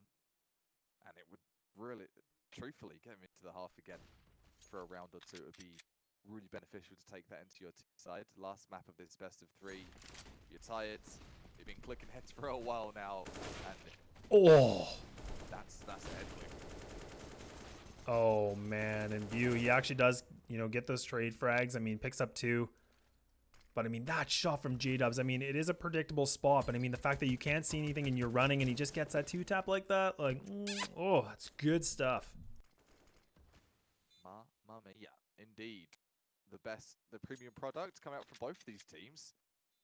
GSG9 being the team on top so far. This is a bit more of a CT-sided map, statistically speaking, and right now, GSG9 are flipping the odds on their heads, leaving Gaming running for the hills. And if you were tuning in for the beginning of this broadcast, you will know that Gaming were most certainly not running scared. Running scared won't be RCF, getting ruined, headshot through and through from Zen, and J-Dub is putting the last nail in the coffin. So as it will be 6 rounds, P side here. Inferno for GSG9, and they're looking pretty comfortable. Comfortable, and indeed, I mean, even one person to mention too, I mean, just on the side for Gaming, I mean, Bew, he actually is 15-5, and I mean, he's been a bit quiet in some of the other maps, in my opinion, but we finally see him coming alive on the statistics, on the kill-death ratio, and doing some damage. Whereas we see on GSG9, I mean, you have Sherps, he's got 12, he's hit that double digit, but all his teammates are very close together, so that kind of shows that they're doing, a lot of teamwork, whereas right now, Bew, you can see he's being a bit more of a carry for Gaming. He is, isn't he? And with the carry comes the question, what if he runs out of wind in his sails? It's the 3rd map he's been playing. Maybe he's not had the best day, he didn't get the best sleep. All factors that you're probably thinking, who cares, man? We care, and you should, because that definitely affects all the results here. So hopefully everyone is feeling jacked. They've still got plenty of gas in the tank. Maybe made a pit stop at one of the timeouts that we've had. And even RCF playing very aggressive, getting that car control, picks up the frag of Robbie, takes him down, and I believe he had the op on the side for the tees. And that's a big frag to take him down very early on. And nobody really spotting that, so it just kind of allowed free reign for RCF to just keep pushing through. And now they already losing a member so early on. They retrieve the op, but you need all your players alive, and it's so early, Kappa. It's only 1:17. And that's the thing. Why baking those massive risks right now? Robbie, a really big hitter. You talked about a big frag. It is a big frag on a big hitter for GSG9. They've got that man advantage right now, and at this point, that's the least of what you need. You need those fair trades. You don't want to make yourself the bench press too much, and with a boost like this coming here from Fastin, he's doing it working. Same with View. All down onto Deco, and that fast peak, lads, that could have been the unfolding of the round there for GSG9. I mean, that was a really good hold. I mean, both players from Gaming, I mean, the fact that Fastin was able to play in pit, stayed alive as long as possible. They know he's there, but he's that itch, that he's that distraction for his teammates to kind of pick up the frags against the T's, and it worked out magnificently because he didn't fall. He stayed alive. He was able to pick up, I believe that was a triple for him that round too. And now even GS, they're going to be on the save, and this has been a lot of back and forth again for the economy side for both teams. Tech9. Seeing it. Tech9 there at XN. I did see it in Dust 2 as well. I didn't mention it. I love the Tech9. Don't see it too often these days. I'm really hit and miss how I feel about the Tech 9, if I'm going to be totally honest. I feel like I'd rather use the CZ. I don't know. I feel like the CZ would just work out better. Maybe it's because I can hold mouse 1 down and hope that I'm going to land a frag. I mean, that's what I'm going to go with. It's only because I've got a macro on my mouse 1. Enough of those though. The sprays, Tech9, not going to only work for this round. A Deagle will though. Coming from Robbie. Here's the jump, and that movement could be crucial. I don't know if you've got any idea if that is going to be good. But just the one. 3 players removed, and talking of money, that was an impactful round for GSG9. Didn't have a full buy, and still making things a little bit difficult for Game. Yeah, that's, they didn't pick up the round win, but the fact that they're able to take down 3 players for Gaming, like, their money situation, it's not the greatest. I mean, they've spent a lot to go into this next round, so it kind of gives GSG9 another opportunity that if they can pick up this round, this puts Gaming in a bit of a bind that they might have to actually save, but when I talk about save, I mean, someone needs to save Robbie because this guy, he falls down. This is 2 rounds in a row that he's been a bit of the distraction, unfortunately, that's been caught in the crossfires of RCF. He has, and fool me once, full on. It's fool me once, full on me. Fool me twice, full. Is it full on you? I might have butchered it completely, but either way, don't repeat the same thing over and over again. It's gonna drive you to madness. And he's made that same peak. It's a risky peak. It's not working. Don't do it. Do something else. I've definitely come to the conclusion that we butcher a lot of sayings. That's something I notice we do. You know, I'm like, what's that expression? Falling like that, and then your expression. I'm like, it's something we both are equally not efficient on. That's okay though. So it's okay because we do always check back and we give you the raw facts and we'll rinse ourselves as well. So fool me twice, full on. No, fool me once. Oh no. Full on, I'm gonna. You know what? Give me a sec, okay? I'm gonna Google this. He's gonna Give me Google it. 2 rounds. Give him 2 rounds. He needs to read this through. But while he's reading it through, I mean, they got 3 players stacked at Yeah Gaming here at the Bees site. GSG9, they're grouping up again, and this is what I mentioned before. They seem to play together. They don't actually split apart too much, and now they're actually swarming the site. So it's going to be Dumau boosted up, able to take down 1, spraying, but only able to take only 1. RCF, he hears J-Dubs, but he gets the shot. That's going to be the bomb down, leaving it just down to Deco, not able to make anything else work. That's going to be 8-6, and we're going in the last round of that first half.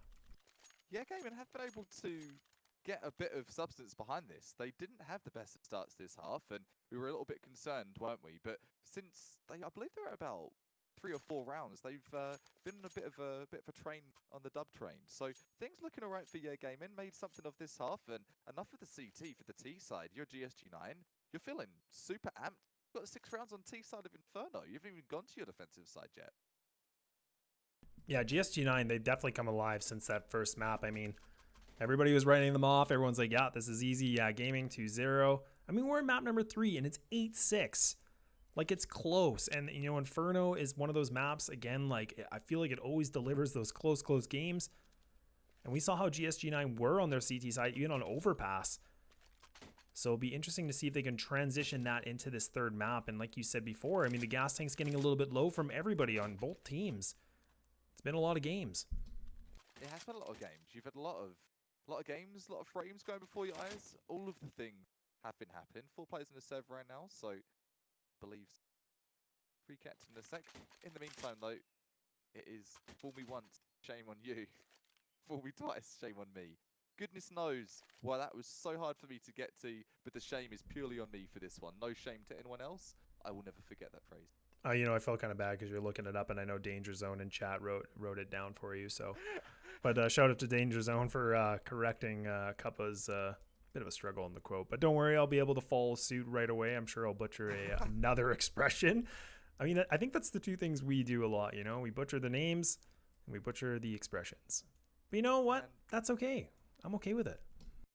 We're only human, and it leaves room for anyone watching to have a bit of a roast. I was like, what the hell is that guy talking about? He doesn't know what he's talking about. Maybe not for the phrases, but I'd like to say we do for CSGO. Lots of hours in the server, lots of time yelling on the mic, and a brief interlude if you're not too sure who you are dealing with. Might butcher phrases, but we know our CS. I'm Cuppa and I'm joining Laz here on his channel for some CS. It's ESEA Advanced. It's the playoffs, the upper bracket semi-final. How are we doing, Laz? Are you still with me, buddy? We're making it. And I mean, I'm glad that GSG9 has made the big comeback. And I mean, the fact that we're getting right down to the wire, 1 round difference or 2 round difference from tying things up. Sorry, I can't even do math anymore. I mean, it's exciting. I mean, it's different than what we saw, and in both dominant performance from both teams. So going all the way to the 3rd map, playoffs, doesn't get any better than this.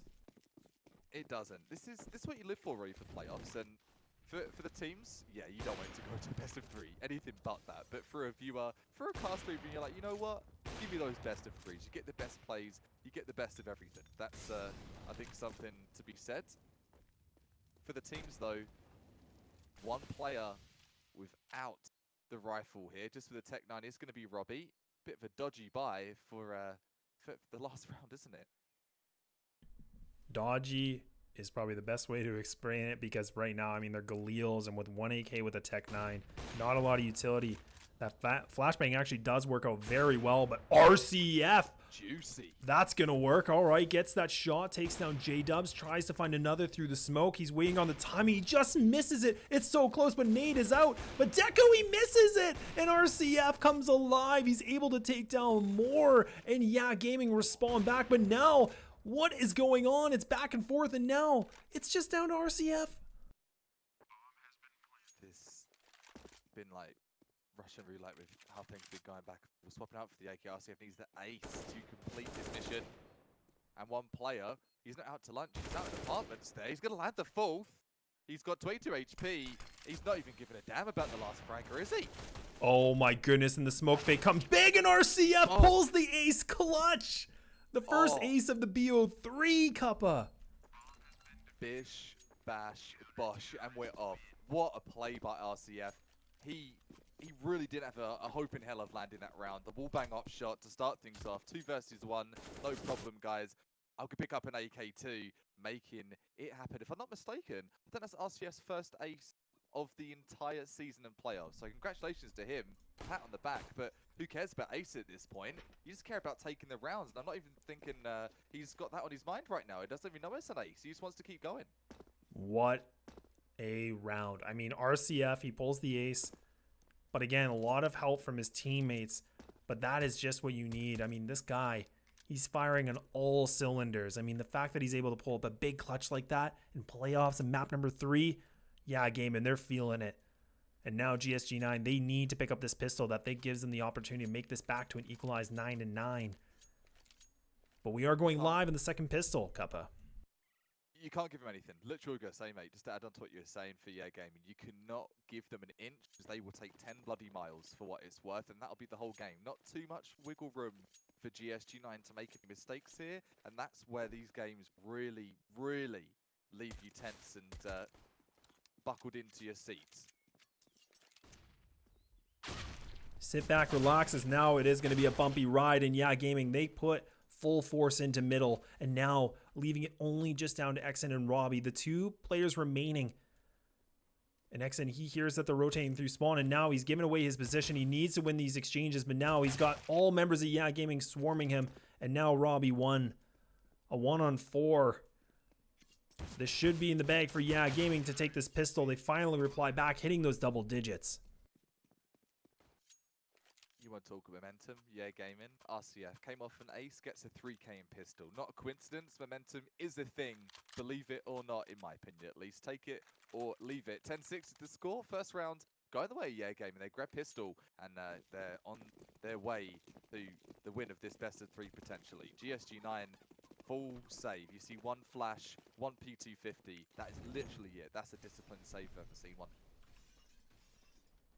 Yeah, only the 1 purchase. I mean, they are just trying to put a bit more money in the bank to see what they can put in this next round. And RCF, he's been the strongest player on the T side so far that we were highlighting. He's got the 20 frags, and now he's going to be the only player that's stuck in middle by himself, and all CT players, they're actually grouped up. So RCF, he's got a full dish ahead of him. He gets the 1, gets the 2, looking to make it 3, but he's not able to, and Deco finally sits him down, but they get the B site, and they pick up an AK for the reward. But at this point, Deco, he might just want to save this for that next round. I reckon it's worth a save. Why risk it at this point? You know you've got outgunned opponents that are going to blast you into the pond. B site. You know they've got the utility. Just hold off for this one. So that's what they'll be doing. That in mind, though, you've got players like Do hunting you, and so scary to come up against. I don't know if he's going to go all the way, but they're pretty thorough in their search. Yeah, they really are just hunting as much as possible. And now Deco makes his presence known, so he takes down Swisher. But now that he knows, Yeah Gaming, full speed ahead, and they're looking for him. And if he can stay alive, he's got a few more seconds to go. But the Molotov takes him with the nade on top of it. And that's not what you want, and not able to save the AK into this next round, but they have the money. Such a valiant effort, just to give him a slight economic boost, maybe consider a thought of an upcoming into the round, but it's not going to happen. And you ever have someone say to you, hey, why are you hunting people off the exits? Damn straight you should be hunting people off the exits. That's why op denied for the side of G6 or GSG9, simply off of that exit hunt. I wish their name was G6. That'd be sweet, because then we could sing that song the whole time. Yes, I've almost said it a couple of times. I'm trying to hold off. trying to hold off. Beat me to it. I kind of forgot about that song, so you know what? Might have to give it a listen after. Of course, not on a stream, because you know what? I don't want to get caught with playing music. But you know, afterwards, we'll take a little bit of a listen. Yes, just a personal listen. Tin the Tap, man. I know he had some issues with it, but Nick Merckx, my goodness. Talk about DMCA nightmare. Nightmares, though. If you look at this side of GSG9, they know they need to win this round because otherwise it's could start to slip through their fingers there, start to melt a little bit like ice cubes in their hands. RCF, he definitely seems to have turned up here. And I ask, is he going to be the missing ingredient they were looking for? Yeah, we're really seeing that coordination that we saw before from Yeah Gaming. I mean, they're just patient. They're not over aggressive on the sites. They're kind of waiting for things out, getting those picks, and even just having a lurk at the other opportunity too. So a 4-on-3 situation B site, not an easy site to get a retake on, and you can see why. And J-Dubs, he falls. So we'll see GSG9 on the save once more, putting Yeah Gaming at round 12 for them. Let's get the pre-jump on the money sitch here for GS. Looking pretty horrid. They'll be heading on to loss bonus in a round or two, but that aside, it's not just a concern of money now, is it? Or just this half or just this game. It's the entire series. And with that in mind, more players being removed. Fasten taking out Deco. It's just going to be Zad saving his FAMAS or trying to. He will. That might enable them to get some sort of deco or some kind of SMG buy. But yeah, they're going to go for the pistols light. Not much investment for them this round. But Yeah Gaming up by 6.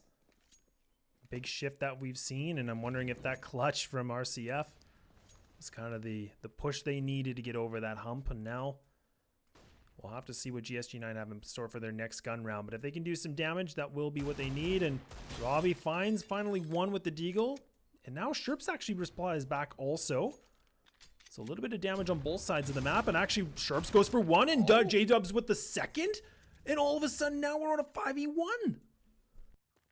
With nothing but a FAMAS, a CZ, the Deagle, and the 5-7. That's not what you would explain to someone. Hey, I've got a really cool story. It starts with CZ. No, not usually. It's going to finish with the CZ as much as it started though. The 3K coming through from J-Dubs. Can't even speak. You talked about the CZ. He held left one. He took your advice, Laz. I mean, I was already getting ready for Yeah Gaming to hit that 13th round. And I mean, GSG9, I mean, they came alive. They brought those pistols to work, made the right peaks, the right opportunities, and they picked themselves up a round that theoretically shouldn't have been theirs. And this is a big bonus for them because, I mean, Yeah Gaming does have the money, but now they've been able to pick up some free weapons and saving some money in the bank. They have. Get a bit overzealous for me game. And a spray down retransfer of double headshots go from fast in. You can't argue that was a showstopper, and he's looking to continue through. Swisher holding the mouse one and not going to be able to repeat history of fast in. That in mind though, they've got bomb sight ones. They have the bomb site. I mean, there is kits on both these players. Still a Molotov for J-Dubs. So there is an opportunity for them to take things through, but they don't have a smoke to cover off Big Pit, so that will be a bit of an issue for them, as there is going to be an offer view, and all 3 players from Yeah Gaming, they group up, and now GSG9, they realize this isn't worth the effort. Save these guns for that next round. Allow Yeah Gaming to get that 13th finally. Let's see what they can transition into the next, but what a valiant effort we saw from the CTs. That's right. You give a round and hopefully to trade it in for a couple more. That is how punishing CSGO is, and truthfully, that's why it's such a difficult game to play. That mental edge of, okay, well, I don't want to lose this round. I'm good at aiming, but I don't think the risks are worth it. The risk assessment says, no, we're saving these. The AK and the ARP looking like they're going to be smuggled into the next round for GS9. So, last chance saloon. Is this going to be it for them, Laz? Look at the money. Well, we see the money. We see that there's now 2 ops, both Robbie and Deco. We saw before they were, I believe they were the ones that did the triple op that one round on Dust 2, and I think it actually panned out for them. So we'll see if they can transition that double op into this third map and pick up a round that they need desperately to make a comeback. That would be a beautiful story if they were able to. And a story of theatrics, back and forth. Really, really keeping everyone on the edge of their seats, being at the pantomime of so much drama. Not used to it in the CSGO world. Usually it's the story to tell. But as you get into these playoffs, teams start to pull out the moves. Like you saw an overpass there from the likes of GSG9. That peak from Robbie. You spoke of the op plays, lads. There it is. There it is again. The double op is already panning out very well. We haven't seen anything from Deco yet, but Robbie makes the first connection. GSG9, they haven't been very successful so far in those first engagements. Yeah, Gaming have definitely had their number so far in map number 3, winning those first duels, but the bomb is going to be down in the back of T ramp, finally retrieved, which will be from Bew. They're going to be grouping up towards Banana. They have the utility needed for the execute, but Sherps, he's actually getting very close, and that might be a flash that might come in from his teammate. No, but Sherps, he's just going to post up. He's going to hang out inside the smoke. He's playing very aggressive. He's able to take one. He's able to take two before he falls, and now it is just Deco to hold things down before his team can finally rotate. It's a long way to go, Cuppa. It's a super long way to go and long road. Got to get running real soon. Put the Nikes on, 4 versus 2, but it's a 2 versus 1 insight. I think that's poor Deco just stuck in coffin there, and hopefully he's not going to end up in the coffin. No, he's not. No, he's not at all. So Robbie chiming in, Deco following suit with the confidence of his teammate, the fellow op user. It's 13-8. GSG9 are able to get themselves another round, and look at the money stitch for Gaming.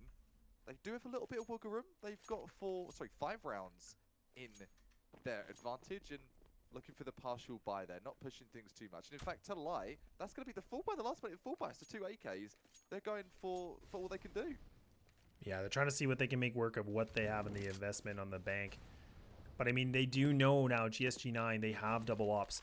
So what they're probably expecting is they're going to try to cut those ops off with some utility, so that they can push through. And look at that. And actually Deco, he misses that first shot, and he actually gets stuck behind the wall. He's only able to take down one. That is going to be the bomb. But Robbie, he replies back with one. He's getting caught in the corner, and Dumao, he's doing all the damage, and he somehow escapes. And the pistol buy and the greasy buy is working out. And Robbie finally falls, but it's a 2-2 situation. The bomb, it's made its way into the site, Cuppa. Tech9, Rec9, able to get 2 frags and clutch Gaming into this round. Not something you hear every day, and it's going to be happening here in the advanced semi-finals of the upper bracket. 2 versus 2, 13-8. This is a must-win for GSG. We keep saying that because it's completely true. They need these rounds. Super close to match point, and they want to prevent Gaming getting anywhere close. Not going to happen. Not with Do. Not with Fastin at the helm. 3 frags for Fastin, 2 for Do, and that is how you do it. 14-8. What a big round. And that's exactly what I was kind of just talking about in the beginning of the round, is that Gaming, they're fully aware that GSG9 had the double op. They cut them off. And I mean, they just played that very well, and they got on the site. The post-spawn situation was a good hold. The Molotov didn't do enough damage to make them move and get out of position.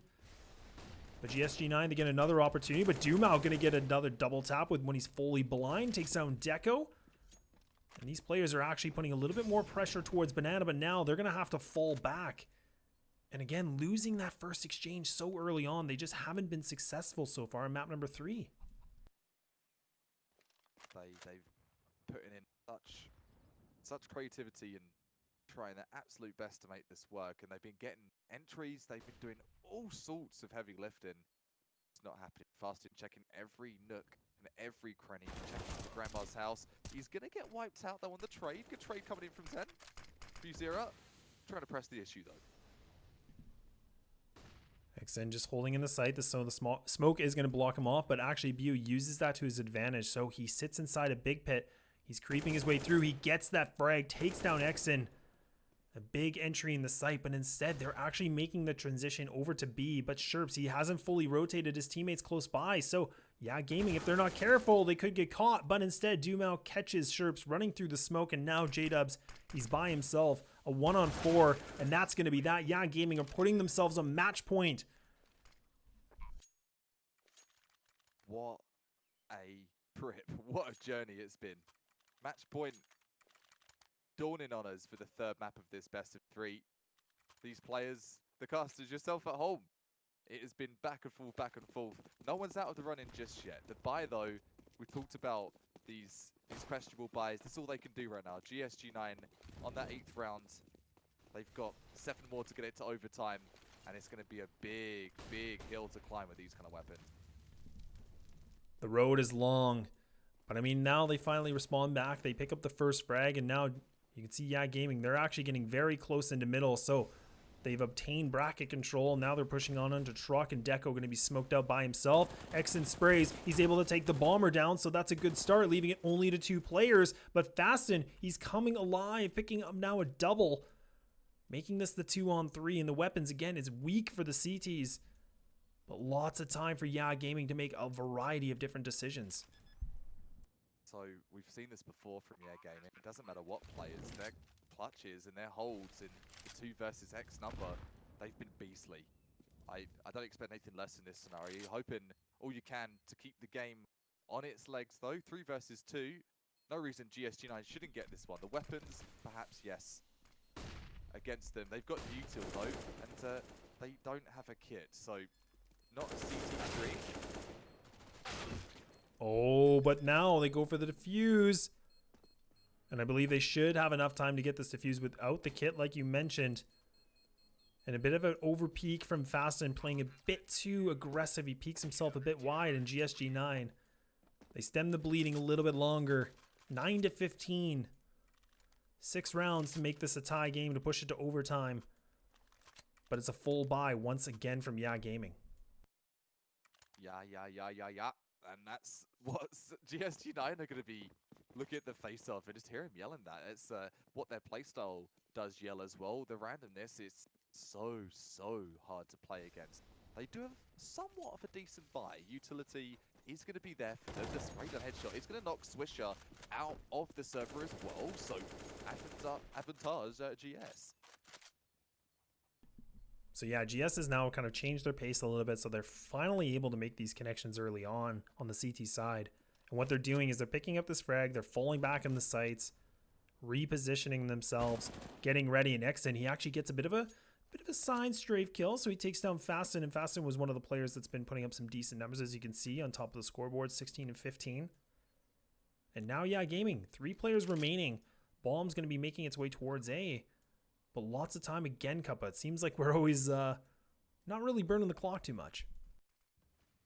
It's some bizarre timing here, and Yeah Gaming, we've talked of bizarre playstyles, and this is one of them. They're just picking time away. They know they've got the rounds. They're on match point, and they're just trying to psych out their opponent here.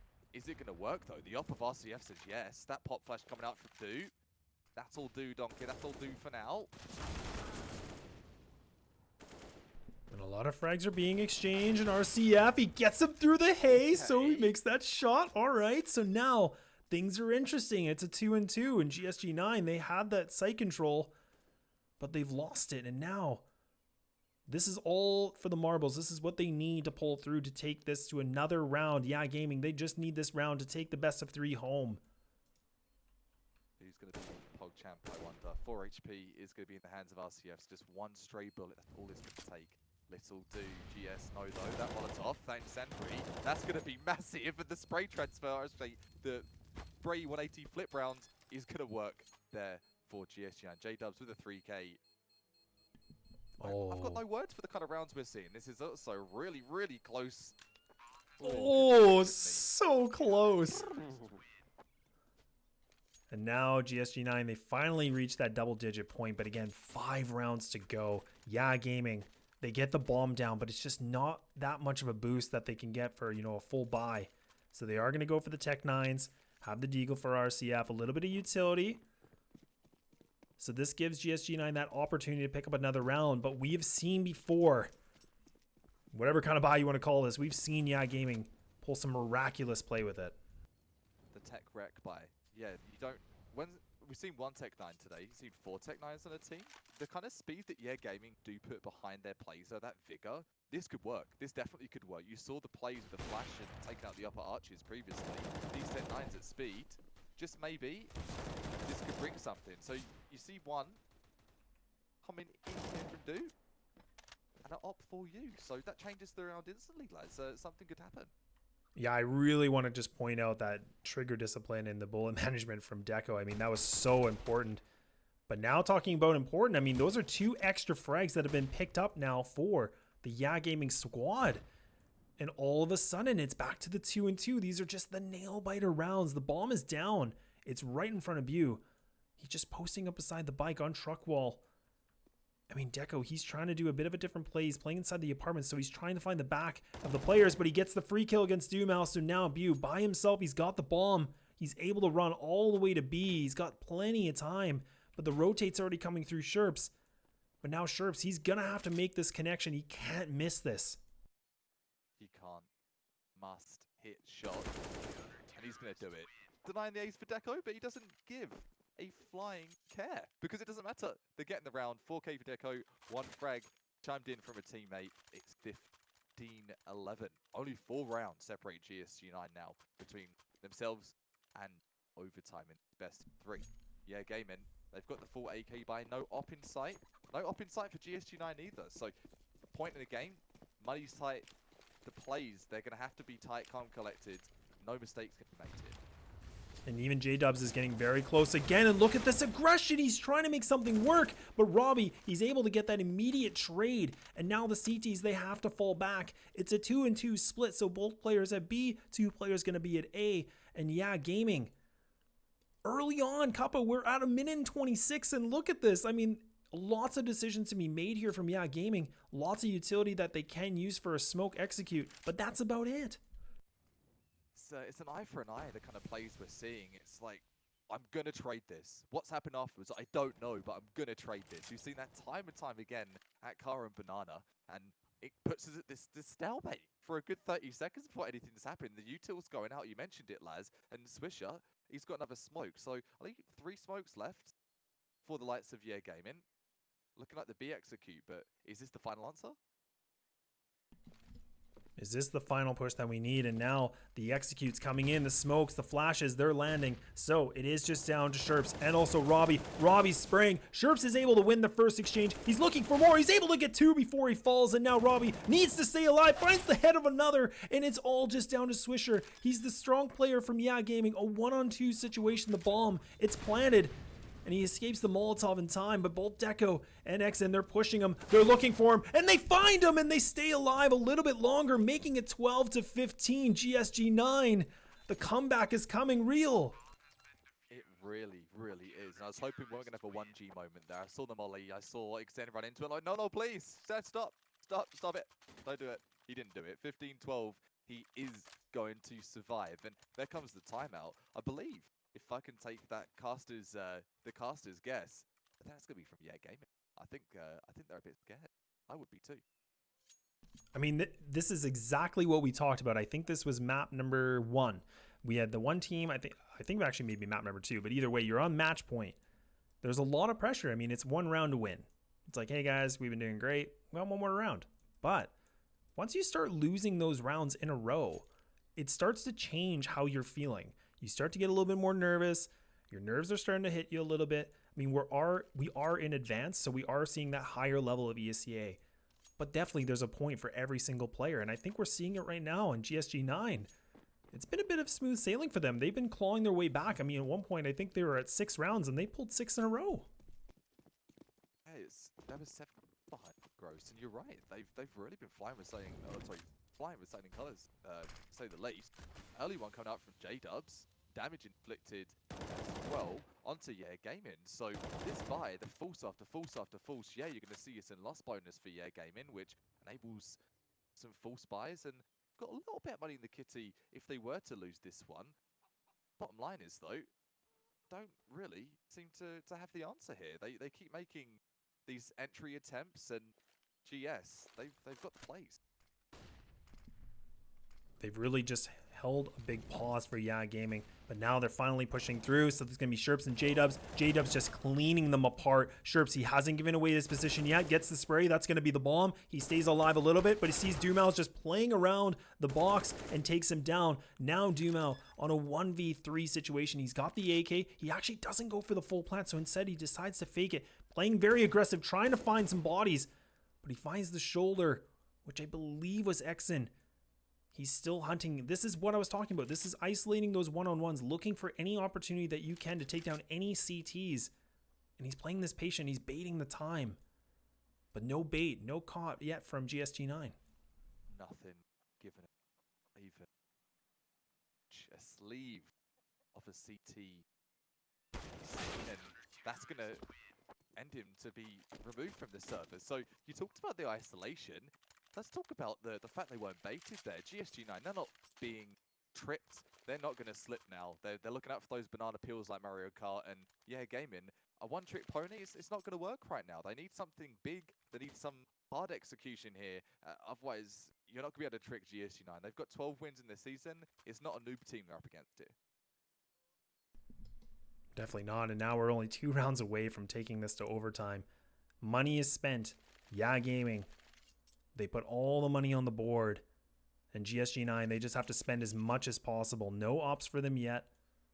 But instead, they have full rifles with utility. And a big round because if Yeah Gaming fall to this, this opens up the doors for GSG9 to push to OT. And this is going to be, again, shaken in the boots. Yeah Gaming, they've been on match point for quite some time, and they just haven't been able to close things out. So one short moment, you put yourselves in the shoes of Yeah Gaming. You won map number 1, blowout. Absolute blowout, not much contention. You go to map number 2, you've lost that, you're like, okay guys, we can do it for the third one. What if you were 7 rounds up on match point and your opposing team starts to claw back? Yeah, I'd be sweating pools. I need to get a towel to mop up because this is ridiculous, absolutely ridiculous. And you see the desperation there, jumping out of balcony, not even a pop flash to be seen at all. So this is so uncharacteristic of Yeah Gamer. What are they doing? Oh, and this hold is so good. I mean, Robbie, he played this perfectly, and now he's just baited. The T's were trying to put so much attention onto him, and his teammates were able to just capitalize and take him down. He doesn't find Robbie on top of the box, and now it's a 2-on-5 situation. Yeah, gaming. I don't even know what to respond here, Kappa. I don't see a comeback tell in this round, but yeah, gaming, they've pulled out some redonkulous clutches. Is this going to be it to close things out for match point? It's going to be a 4 versus 2. Little bit of damage inflicted. Some util only on the side of GS. So 30 seconds less. GS, this has to be their round. Has to be. It looks like Yeah Gaming, they actually are just going to go for the full save. I mean, time is completely depleted. I mean, there's no opportunity for them to do anything. But instead, they're going to keep those AKs, push it into that round 15 of the second half. What a magnificent play. I mean, GSG9, they're literally the definition of just clawing back rounds. Like, if I was Yeah Gaming, I would be more than flustered at this point. We've played those ESEA OT, right? You've played those. Everyone, I'm Say sure no in to the OT. chat that's watching. Say no to OT. Say no to OT, man. Say no to OT, please. I had a triple overtime once on Inferno, and I tell you, it was not pleasant. By the time you get to that second or third, you're on the overdrive adrenaline. That was just the best of 1. That was a no-name pug. This is a best of 3 for the semi-final of the upper brackets, and yeah, you can see it. You can see the stress. You can see the passion oozing from these players. 15-14 must-win rounds here for either team for that win, or taking us to OT if you decide a GS. I mean, like we said, there was a lot of people in the chat. I saw they were completely writing it off. Like, Yeah Gaming, they're going to sweep this. They're going to take it. No contention. Look at us now. Map 3. We're map 1 point away from going to OT, or potentially Yeah Gaming to finally secure that 16th round they've been sitting on for a very long time. But here we are. The execute comes in. J-Dubs in now. Sherp's tested once again in this B site. J-Dubs, they both aren't able to reply. And now the opportunity has been open for Yeah Gaming. Oh no, but they've stopped the plant, lads. That incendiary, that bounced off to Coffee. That's going to enable Deco to step up to the plate. It's a 4 versus 3, and perhaps they might have a buy-in here, GS. The Plan is a bit delayed, but no harm, no foul. So they get it down. So it's a 3-on-4 situation. The HP Dumau's down to 9. They're able to pick up frags back and forth. Exton, he's able to get another. So it's a 2-and-2 situation. Exton able to throw the smoke in front of Banana. He clears off that position. Deco, he needs to find this headshot against Bew. He finds the body. He's able to make the connection. And now they just need one more to go. And the defuse is coming in. Oh no, we're going to OT. We're going to OT. We're actually going to OT after 2 blowout games of this best of 3. The third is going to force both teams into OT. If they want to, don't care. Vote for OT, doesn't matter. It's happening right now. So button up the hatches, maybe stretch your legs just real brief. We'll be going to overtime shortly, but my goodness, this roller coaster ride, we're just getting to the peak.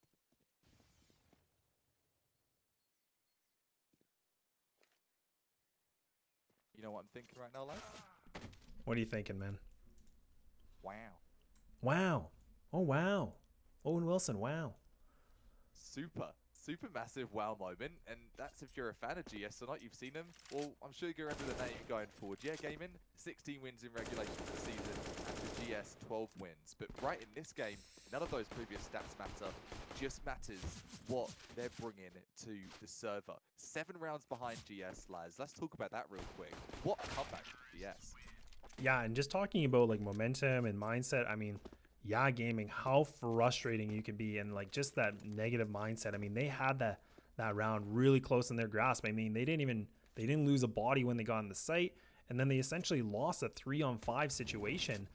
And GSG9, I mean, it feels like a Rocky movie. They just kept coming.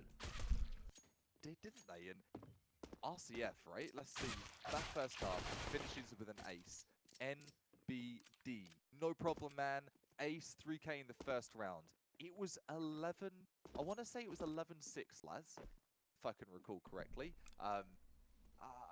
What happened? You're going to be watching that VOD for days. I don't think you'd find the answer. It was just awesome trades coming from GS.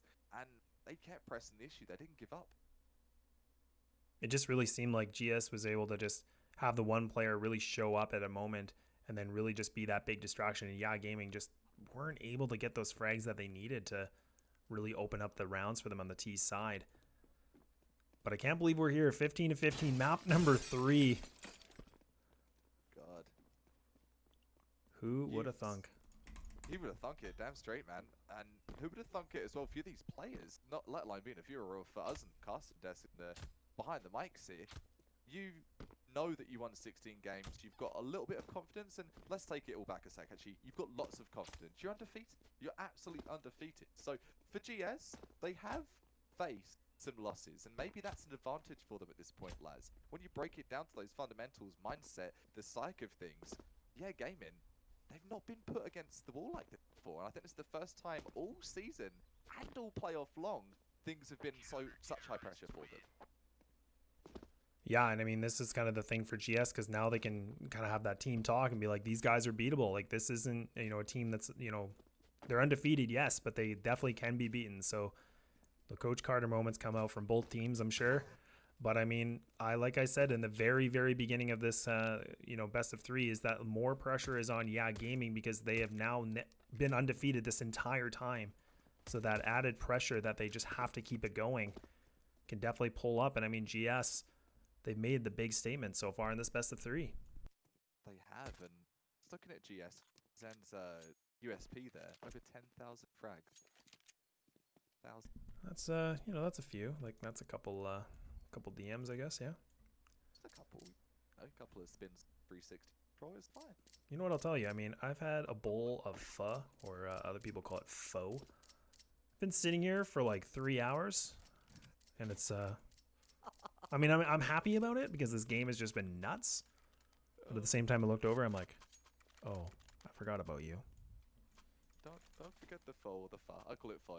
I'm pretty white in that sense. Oh, I need to work on pronunciation. Is it pho? Okay. It's literally pho. It's like FUH, like pho. Gonna have some pho. What the fuck from me, and I will say fuck forevermore. Thank you for sounding corrected. It's not just phrases I'll be corrected on, it's food as well. Taking the fuck and putting it right into You're still using it as an age to go forward. You'll find you get into the end of that best of 3, the casters start to go a bit doolally as well. Do bear with us, and thank you for sticking with us for this whole ride. Semi-final we're battling out for now, and these two teams, 1 minute 30, nothing has happened. A lick of damage, just a tiny bit on do, but that's about it, lads. Yeah, so GSG9, they do still remain on the CT side. We are on the first round of the overtime. Yeah, gaming, they haven't been successful on their T side, so maybe this pause in between has allowed them to kind of reconvene their ideas and what they need to do, and now they're actually grouping up entirely together. This isn't something we always saw from them. There always seemed to be a little bit of a misplay, but now Sherps is going to be the only player stuck in this site, so it's going to be a bit of a retake situation for the CTs. Nades coming in, that's going to land, but there's no planter, so doesn't do the damage they need. But now making it the 5-on-5 situation, Kappa. That has been an issue here for GS, for these 5 versus 5 retakes. That's where Yeah Gaming have been prevailing. I think they've got a bit of a better setup with their crossfires, and 1 through the smoke will be Sherps removed. 5 versus 4, and yeah. Can they lock this one in? I mean, J-Dubs, he's already pushed up. He's in the back of Cathedral, so now they're going to be pushing through. So Dumal going to be stuck with his teammate, and Fasten able to take down 1 before he falls. So now teammates are falling apart, but now it's just GSG9 all over the place. But Bu comes alive with 2. The bomb is ticking very, very fast, and that's going to be that. Yeah, Gaming, they pick up this round regardless of how things go, but right down to the wire. That pillar at Dark Spot, completely safe here game, being used optimally there and not having to peek. You don't have to peek, don't do it. Just hide until the bomb explodes, and that will do. Yeah game. In 16-15, first round at OT is going to head their way. GS, now's the time, my friends. We need to see it. The double up setup is going to be delivered to us. Is it going to be put to work? 2 ops served hot and ready to go. Robbie going to be sitting inside the Molotov. The smoke actually doesn't dissipate it, so he's taken a significant amount of damage. He's already down to 28. Hasn't even seen anybody, and he just took damage from a molly. He's going to be great for the op, and working out well. The bait and switch for GS. 1 player out close. Never fear the ops here. The big green cannon of doom, Deco. He's got to have an idea. He hears the footsteps, and they're stuck in apartments with this house fire. Look. Both players are just stuck inside of apartment, and Dumal finds the head of Sherps inside a spawn, and he's actually playing very aggressive, so he's trying to find more, but RCF posted up on the stairs. He's able to make the connection of 1, trying to find the other. A bit of a guessing game now. A 3-on-3 situation. Fasten takes down another through the smoke. That's just a complete spam. J-Dubs and Robbie, the 2 members that need to pull through, and yeah, Gaming on the potential of picking up 2 in a row. And now just down to Robbie with an op and a dream. Finds the head of another, looking for 2 more. He's pushing through. Time is ticking. He needs to make something work. But at this point, he doesn't have a lot of time here, Kappa. Doesn't the time. He's got a kit, though. No kit, no clue. He's got a clue where 1 player is. Goes almost for the no-scope. And the cavalry comes in fast in. He's not going to let Swisher perish. 17-15. This could be an all-the-way push here for Yeah Gaming. They're full send in, and looks like maybe they've been saving it for overtime. GS, see for J-Dubs there, and this is symptomatic of the scenario. What's happening right now? You're tired. You're seeing players not hitting those wacky one-taps from a distance. You don't have the gas. You're starting to burn out at this point. Very good point. I mean, the other thing too is when you have those pauses, I mean, does it make it the teams are overthinking every single situation? And I mean, GSG9, they've lost 2 in a row. They're playing a little bit different than they did before. And now, losing already 1 member from Yeah Gaming, GSG9, they have the op in the hands. They're grouping up, 3-2 split. Yeah Gaming finally have the member down. But we'll have to see what they have in store. We will. The minute has been around the time Yeah Gaming check in to win it. 50-second mark, and doing the weapon juggle will be Swisher, just making sure they've got the AK and the op at their disposal if they're to go forward. Robbie, though, little does he know, he's landed the leg shot. U0 takes the damage, but this is split play, lads. They're trying to confuse them. Yeah, they're just trying to throw a bit of a distraction, so it is still a 3-2 split. So Yeah Gaming, they're getting ready now. They're hitting the site. It is just going to be Sherps and also J-Dubs. J-Dubs putting up the number, getting the bomb down. Still lots of time for Yeah Gaming to respond, but not a lot of room for them to work with. It is going to be just the 2, so will be Dumao. Look at, he's already a tree. He's got that aggressive position, gets the back of 1, able to get a second. Oh my god, he gets 3! And how does that happen? But Exon puts the nail in the coffin. Holy guacamole. That was touch and go for a second, wasn't it? Spray down. The last one of the headshots, all the been headshots, by the way, being through the wall. So I think he surprised himself with that spray and almost surprising us and the fans at home. 17-16. Goodness gracious. Whew.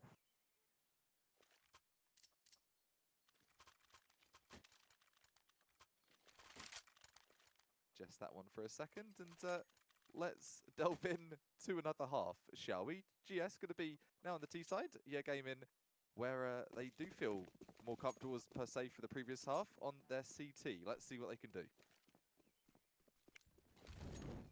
Only 1 round behind, and GSG9 can tie things up again. Now, yeah, Gaming switching things over to that CT side. GSG9, they haven't been on that T side for quite some time. Going to be a little bit of unfamiliar territory.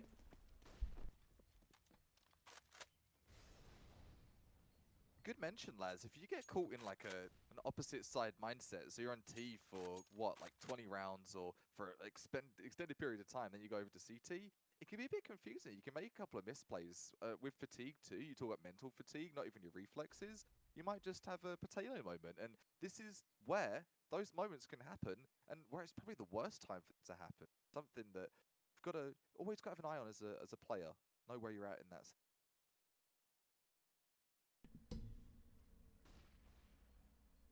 Back to the 3-2 split. Yeah, Gaming just playing a standard setup, nothing too fancy, but Robbie does find the connection onto Dumao. The heap success for the op. Still Swisher to hold it down, but doing a lot of damage against them. And now it is only 2 members remaining from GSG9. The wrong positioning. Robbie finds the head of RCF, and now he needs to find 3 more. He's down to only 15. And both CTs, they're pushing up. They're very close. They take him down 18-16, and now they only need 1 more to take things home. Just the one. Just 1 round, lads. It's just 1 round. Why are you taking so long? It's just 1 round. Yeah, just 1 round. I mean, hey guys, come on. We just need to get 1 more, and then we're done. How'd that work out before? And I mean, GSG9, they're like, guys, they need 1 more to go, so let's just pull back every round now. And let's make it a double overtime. And that is a big order, a tall order to fulfill. But they're going to give it a go. We do see an auto being repaid from that Dust 2 match. You remember, lads? They remember. They remember. Can never forget. And even, oh, Dumao, he actually misses that shot. But Bu able to get the reply back, and now the trades in middle have been exchanged. Check, please, and that's going to be that. Bomb still down the back of T ramp.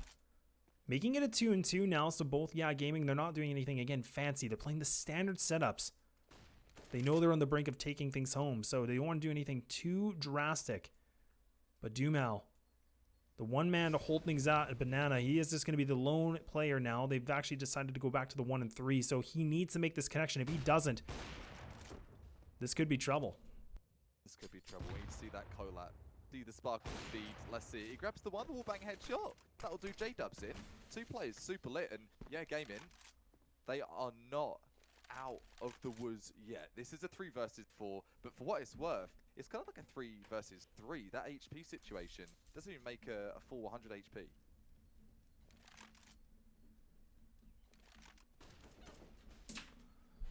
Dumao just making more and more connections with the op, but Deco finally replies back. It's a 2-on-3 situation.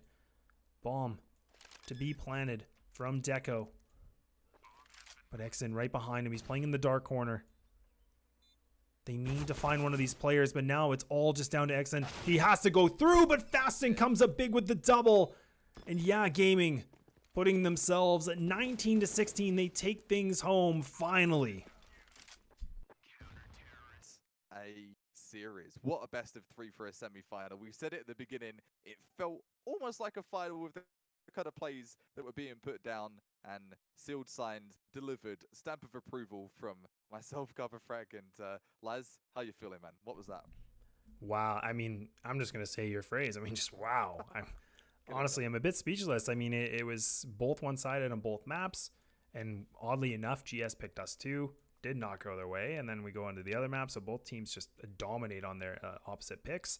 And Inferno delivers. It goes right to the wire. We go to a 19-16. But yeah, Gaming keep the undefeated streak alive. But man, they're getting tested time and time again. Oh, are they ever? And it is about the point they would be, isn't it? They're getting to that semi-final final of their portion of the bracket, and they're starting to see some contention. They're starting to see, okay, maybe there is some other potential big guns out there, and getting humbled. So GG from both teams. They deserve to be where they are, and hopefully to see some more from GSG9 in the coming months and years as well. Yeah, not really much more to say. I mean, hats off to Yeah Gaming. But like I said, I mean, they're getting tested time and time again. Very close nail-biter game. But the fact they're able to pull it off in that fashion is fantastic, and I'm looking really forward to seeing them in the grand finals, things like that. But we still have a few more teams to go through as well, and I'm going to be curious on how the other teams played also, because we had quite a few of the lower bracket matches tonight too. So we'll have some data to go over and figure out our game plan. But as for today, I think that will be a wrap. 3 maps later and an overtime later, we are going to see Sealside Livers, we mentioned, Yeah Gaming are the winners. And Laz, you got anything you want to share for what's up and coming for you? If anyone wants to check out some of your casting to come. Yeah, so actually I will be casting the MDL Grand Finals tomorrow with ESEA, because I was one of the ESEA Next Big Caster contestant winners. So I have the pleasure to work with some of the people on the team. So make sure to tune in to their channel tomorrow for the grand final. So you'll see me there for my first chance actually working with them. So very excited, but definitely want to give a big shout out to everybody tonight. Thank you so much for all the conversation, and thank you for tuning in. Hope you had a great time. I know we did, and I'm glad we went the distance, man. Oh man, it makes it a great time for a caster as well. Clips for everyone, and tired voices as well. On that note, best of luck to Laz tomorrow. Please feel free to tune in, give us some support. I know I will be. And till next time, most likely this week or next week, we'll catch you then. Cheers, guys. All right, take care, everybody. Thanks so much.